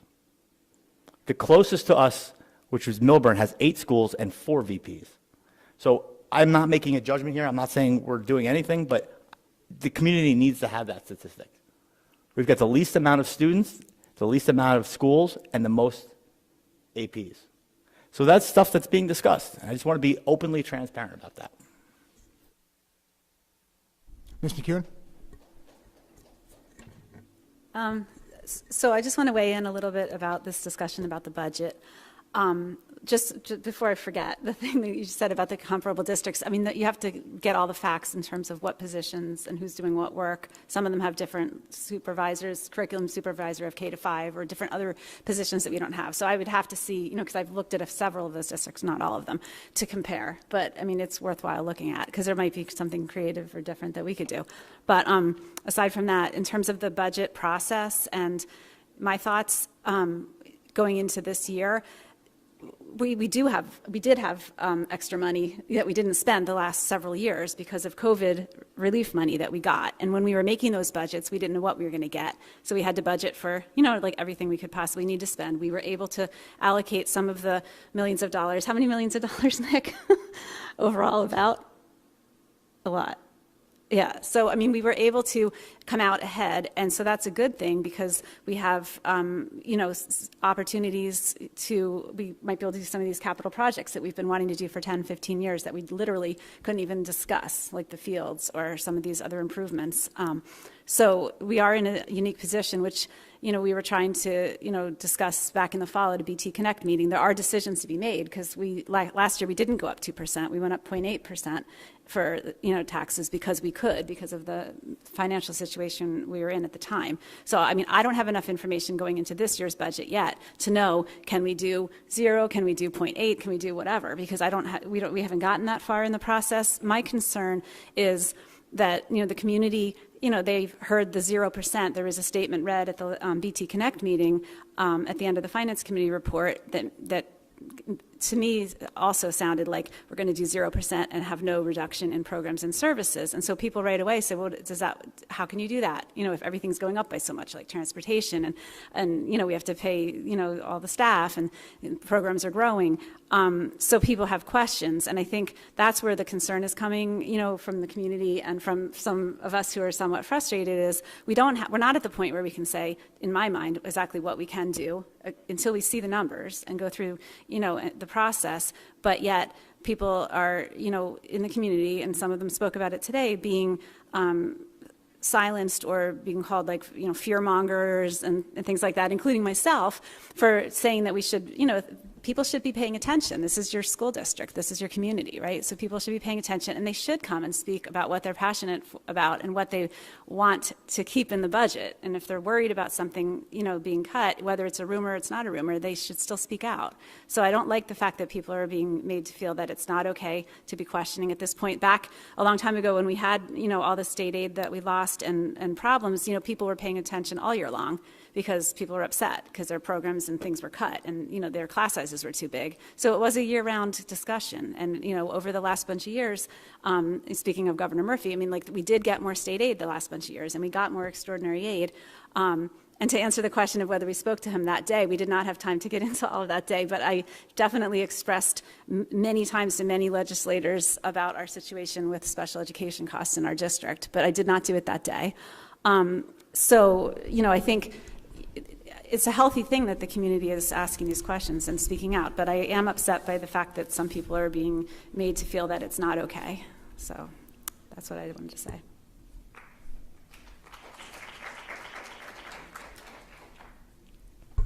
Ms. White. I don't want any of the PTO presidents who are still sitting here to think that they're losing their minds, because we very much did discuss with you this fall that perhaps going down assistant principals at the elementary level was something that we were considering in terms of, is it the time? Years and years ago, we did not have assistant principals at all for elementary schools. And I think it's a wonderful thing that we do now. So I am thrilled to hear you say that. I'm hearing it. You're saying that's off the table, that we are. I didn't say it was. I said I'd never heard it, and I would not support it. I would not support it. Well, that's good to know. That being said, I want to clarify, There has always been behind-the-scenes discussions about the budget prior to when the preliminary budget is delivered, and it will be March 13th. And my concern is we have not, as a full board, been given any information from, usually comes from the Finance Committee, a recommendation. We're thinking we should start at this amount of a tax increase, or have no tax increase, or roll this over, or roll that over. And we talk about it behind the scenes to give some direction to Mr. Markarian. And that hasn't happened, and now our next public board meeting is when we get the preliminary budget. So that is why there is a lot of concern and conjecture and questions from us too, because I would like to see, quite frankly, the APs at all the schools remain. I would. I know we talked about it at our meeting on Monday, that has there been a change that would warrant filling that position that is being covered this year, and I think we've heard a lot of data about how the year has been, and without full-time APs at both Ridge and at William Annan, and I have no problem admitting when a mistake has been made. I don't think it worked. I think it was a bit of a failure on our part to have removed the assistant principal from the seniors at Ridge. I think everybody is stretched too thin. I think that we have more issues with the kids, and if we're going to be spending money in the budget, the kids are the ones who we need to be focusing the most on. And that's also why I pushed the issue in terms of asking the question in terms of special aid positions of, are we thinking about the growth? Because quite frankly, we had no idea we were going to get all of these students coming in September. So now we have to plan for that. It's possible. We're not out of, the need of students who may not have gotten their services at the right time because of COVID. So we could potentially be in the same position this coming summer as we were. So we need to think about that, because that's not a, do we do this? Can we do this? If we do this, that's a, we have to do this for special education. And that's why I brought it up, because before we're thinking about, are we doing a 0%? Are we rolling over surplus money? We need to have a better idea of what's the big picture, and we haven't had that opportunity yet. And I wish that there was a finance report and that there was some sort of recommendation that had come to us or said that you guys have talked about it. And I know you just had a finance meeting, but I don't even know if this was something that you talked about yet. I mean, I think the original, and I can't speak for Ms. Light, she's the one who talks a lot during that meeting, said, the guideline I thought we gave was, let's start with a 0% tax increase and a 0% budget over last year's budget, not last year's spending, last year's budget. That's the guidelines we gave you. That was, I thought that was pretty clear. I just want to chime in a little bit on the special needs. I meant to say it in my comments before, because that mom came up and spoke very eloquently about Oak Street and her kids there. And this is my personal opinion. And yes, we are legally obligated, but I think we're also morally obligated to take care of our special needs children, and sometimes even more so than the state minimums require. So I don't know. I haven't seen the budget yet. I'm not on the finance committee, but just to your point, would never be in favor of rolling back what the special needs kids require. And I'm not going to ever put myself on an expert compared to their parents or the special needs staff on that. And just as an aside, Mr. Markarian and Mrs. Fox, I would like to take advantage of seeing a CPAP program. I believe that's something that could be arranged. So I would very much like to do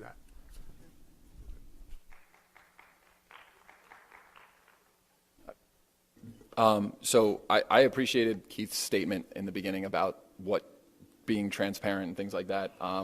You also said that wellness, in your opinion, begins and ends in the home.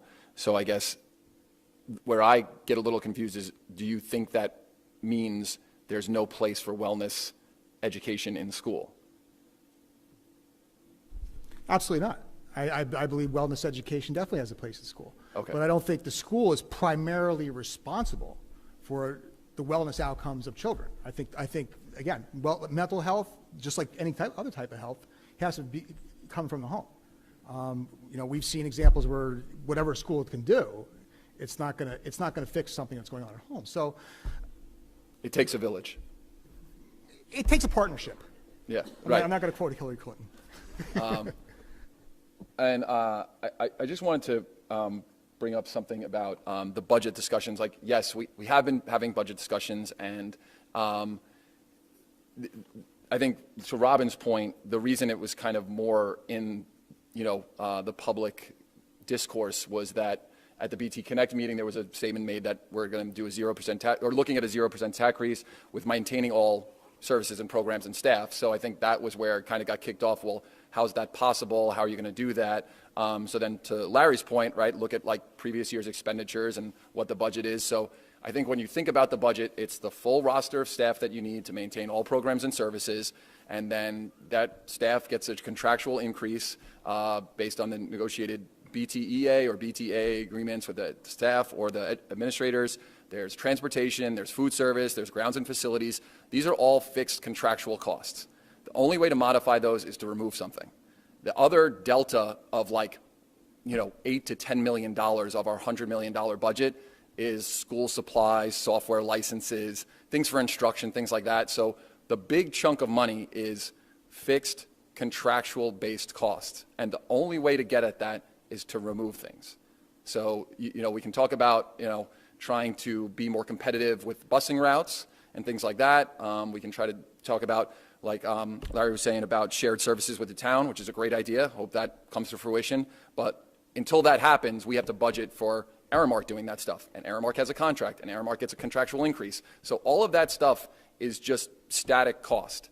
That is just cost that we were going to incur regardless of, whether one kid or 4,800 kids come to school. So there is a discretionary part of it, but even the discretionary part of it has some mandatory stuff like software licenses, Genesis, right? We need to pay the Genesis license every year. So if that's not in the budget, then we're in trouble, or we need an alternative. So I think that's where the budget, from my understanding, is where we're headed, right? Like we understand what the fixed costs are to run the district and to maintain all staff, services, and programs. And then there is some, we're calling it kind of discretionary because it's not contractually based, right? Like we don't need Genesis, we can pick an alternative provider. So there could be a cost savings there, but like that is still, we need a student information system. So whatever you're gonna budget, you have to budget for it.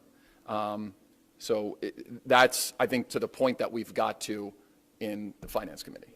Yeah, and we both asked for, Tim asked for a specific, the budget meeting went on long that time, and you asked for like, what are we contractually obligated to spend? And Beth, it would be helpful if we can get that. Like, what are the mandatory costs? And then everything else we can look at for the next meeting.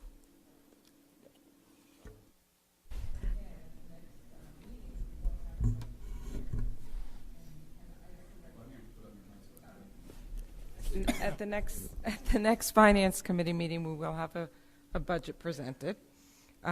We did a first run last week, and next week we'll have the budget available that we would like to present.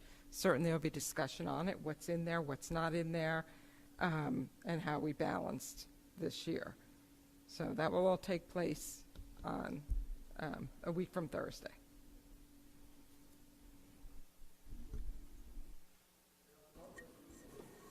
Any other comments for board forum? Yeah, Robin just reminded me we have to go to the policy. That's what I was going to say, yeah. Just from a budget perspective, I'm looking at this as the board and the staff will need to make some tough decisions that I don't think have been necessarily been looked at in the prior years.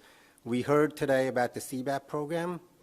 There's 600 students for special needs outside of the CBAP program that we have to make sure they're accounted for.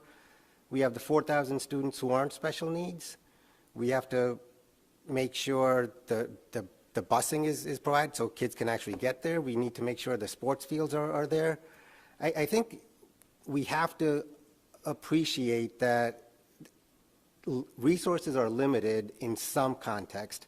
There's 60% of the town who don't have kids in the school district that we have to be mindful of. So either we have to have fewer staff in administration, cut teachers, which I am going to be the last person to want to do, cut programs, cut sporting activities, cut something. And I think what we're saying is, if there was enough room in the budget last year, then let's try to make that work. And if that means that there's some administration assistant principal that we can provide the services that the assistant principals were doing in another way, such as with counselors or safety officers in schools, facilities that actually are maintained, so it's taking up less of the assistant principal's time.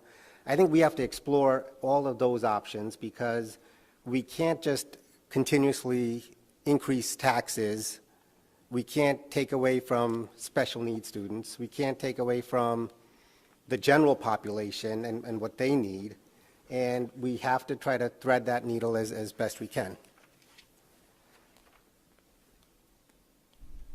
Anybody else? Is Robin going to do the policy stuff? Yeah, I mean, I know it's really late.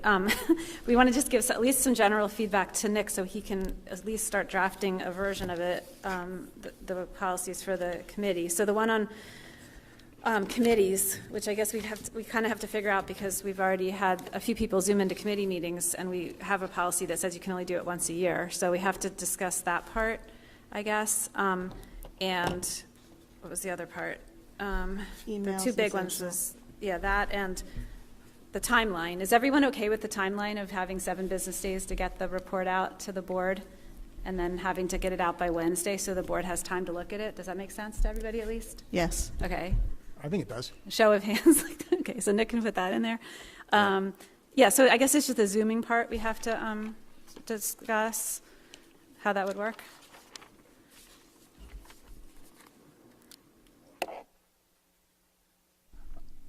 Just to add context for everybody, I think the idea was to allow more people who work or have other commitments to be able to serve on the board and on committees, to have some more flexibility, and I'm okay allowing more remote participation without putting a limit on it. I'm fine with that as well. Can you, we couldn't hear down here what Nimish said. You want to reiterate that, Mr. Mead? The point of that change was to have more people be able to participate in committees and be on the BOE for future vacancies if they have outside commitments, whether it's work or something else. So I was okay not limiting remote participation to only once per year. Are we talking committee meetings or board meetings? Committee meetings. Okay. I think we had said we would be comfortable adding one more, but I think for some like policy where it's really just 3 or 4 people with Mr. Markarian, I don't see that that's really an issue. But for other committees where, let's say, curriculum or wellness, where you have administrators and teachers there, I feel like they're there, we should be there as much as we possibly can. So I don't think it should just necessarily be unlimited.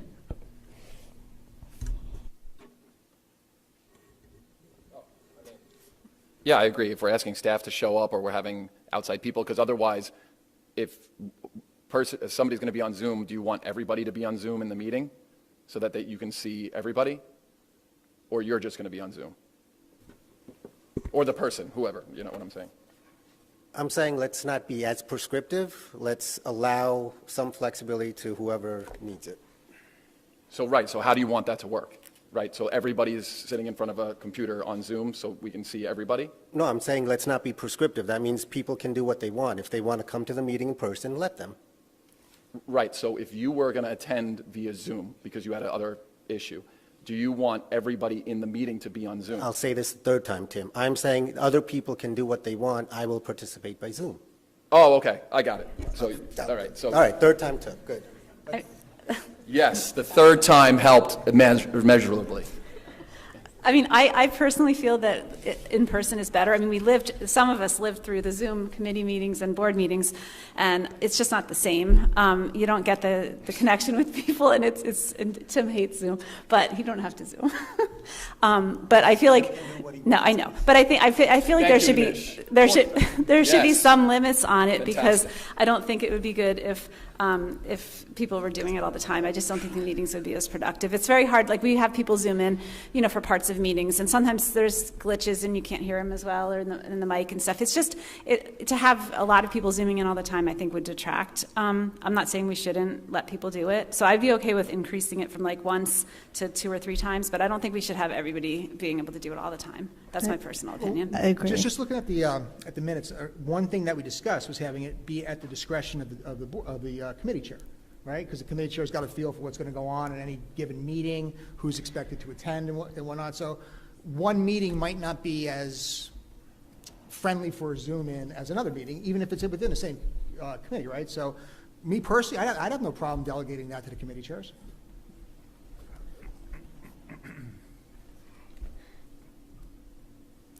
I will say, we did get a lot of criticism during COVID when we were doing remote meetings from the community saying, why are you not having in-person meetings?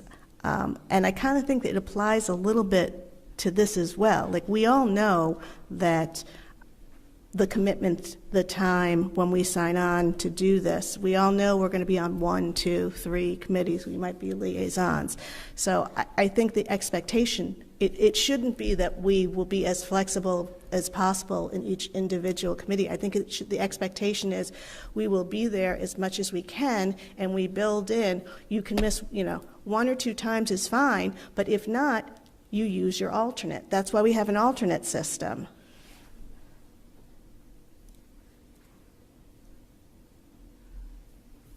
I think regardless, everybody's just, does it matter? Like, we can say we have a policy, but if somebody wants to Zoom in, you're going to let them Zoom in, and they make that choice. So I don't know that the policy even really has a lot of teeth. It's a preference, I think, to be in person because there is conversation there, and I think you lose something on that in Zoom, but that's my own personal take. So it's just up to everybody. So does it sound like we need to talk about this more policy before directing Mr. Markarian anything? I mean, it sounds a little bit all over the place. It's late, so maybe we should just put it off till next time.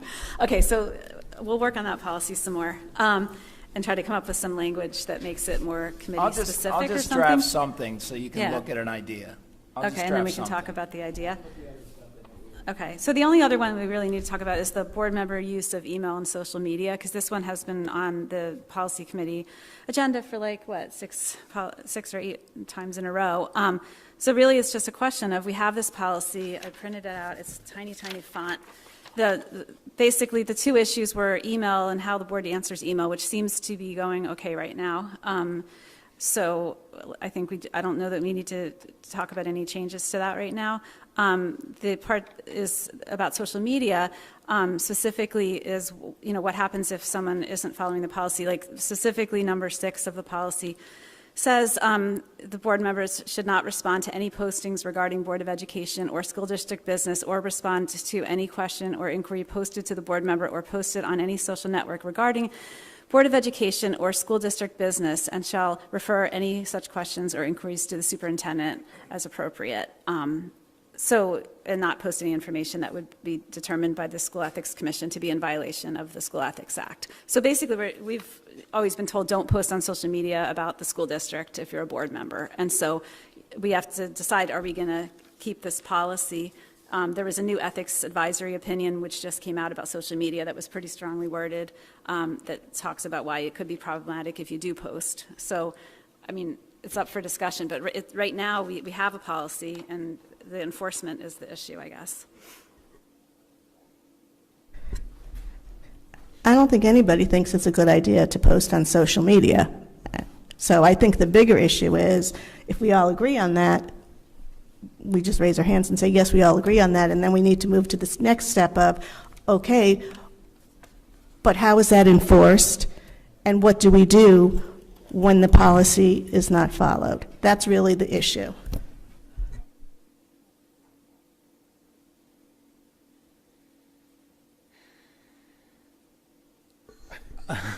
Well, I mean, I think we can all pretty much agree that posting on social media in context of being board members is a bad idea. Terrible idea. So that's already the policy, correct? So there's really no action on our part that's required. Except for coming out with Well, yeah, I mean, the last line of it says, in the event a board member fails to comply with the guidance of the policy, the matter shall be referred to the board president, who shall meet or discuss the matter and this policy with the board member. The board president may request the board attorney participate in the meetings or discussions. So if that, and that doesn't do anything, then what do we do? I don't think we're going to answer that question tonight, to be honest with you. Well, I mean, you could consider looking at the language of the policy, because it doesn't ban board members from using social media. It just puts a lot of tight parameters and expectations around using social media as a board member, with the idea of disclaimers and things of that nature. You know, you get the vibe that you'd just be better off if you don't post. That kind of comes through, but it does specifically say you could, but, you know, be careful for all of these different reasons, which leaves you walking away from it saying it's just a bad idea to post on social media as a board member about anything related to the board business. So if you wanted to, you know, try to tighten that up, we could have some conversation about that aspect of it. Do you want to make it more black and white? You know, and then we'd have to talk about that, John, relative to free speech, because that's right. I think that, just from listening quickly, I think that it sounds like a lot of policy is probably okay. You know, when it comes to the enforcement part, I don't know that there's any easy answers. I was curious to see if I was going to hear any suggestions, because I don't know that there are any easy answers, because that's a board policy, and you know, there's limited things that the board can do. The board, for instance, cannot enforce the ethics rules. Only the School Ethics Commission can do that. But board can, you know, in a sense, enforce its own policies, as long as it's only enforcing a policy of the board and not something that would also be an ethical violation, because it's something that would also be an ethical violation. It then falls within the jurisdiction of the School Ethics Commission. So I get it. I mean, you have a policy, you'd like to give it more teeth. I just don't know that there's an easy answer, you know, just off the top of my head as we're sitting here, as to what those teeth would be. So even if we say you're kicked off the board, that doesn't even have any teeth, because it would have to be appealed to the.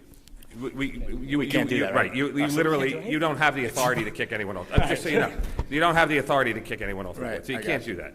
No, but what about, I mean, I'm just thinking, let's say somebody posts something about personnel. We should never be posting about personnel. Well, if you're posting about personnel, that's a violation. If you're on the personnel committee, maybe you're removed from the personnel committee. Like, there needs to be, there's no point to have the policy if we're not going to enforce it. So we either need to, and we're all, it's long, I know, you all want to go home. It doesn't mean we have to figure it out now, but it is something, to think about how, and right now it falls on you, because it says the board president will, so we do, but we do, because it potentially is a problem of, how do we handle the situation? Well, maybe a first step is to, like Mr. Markarian mentioned, maybe look at tightening up the policy and seeing what he can draft up. Again, it's been an ongoing issue. I think we're all in agreement it's a bad idea. It's not going to get solved tonight, but that might be a first step to take.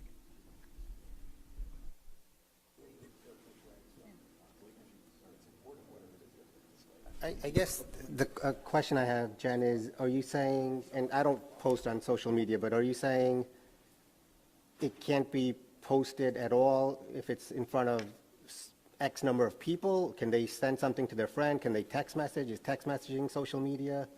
WhatsApp is social media? No, I'm saying going on a Facebook group like Basking Ridge Moms, or I don't know, whatever, Ridge Moms and Dads. Why are you, it's Facebook. But that's, I don't do right? Instagram. That's what it is. But going and putting on there something specific about a teacher or a supervisor or a principal, and making a statement that is related to hiring or not hiring, or a good teacher or a bad teacher.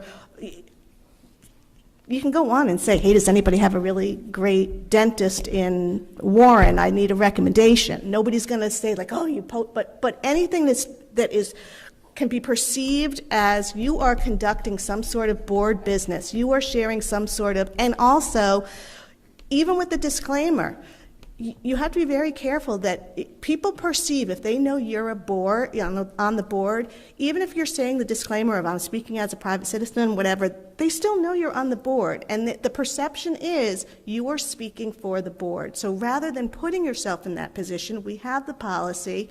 We should all just agree we're going to abide by the policy, and in future policy meetings, discuss what is the protocol when an individual makes a faux pas. Anybody else?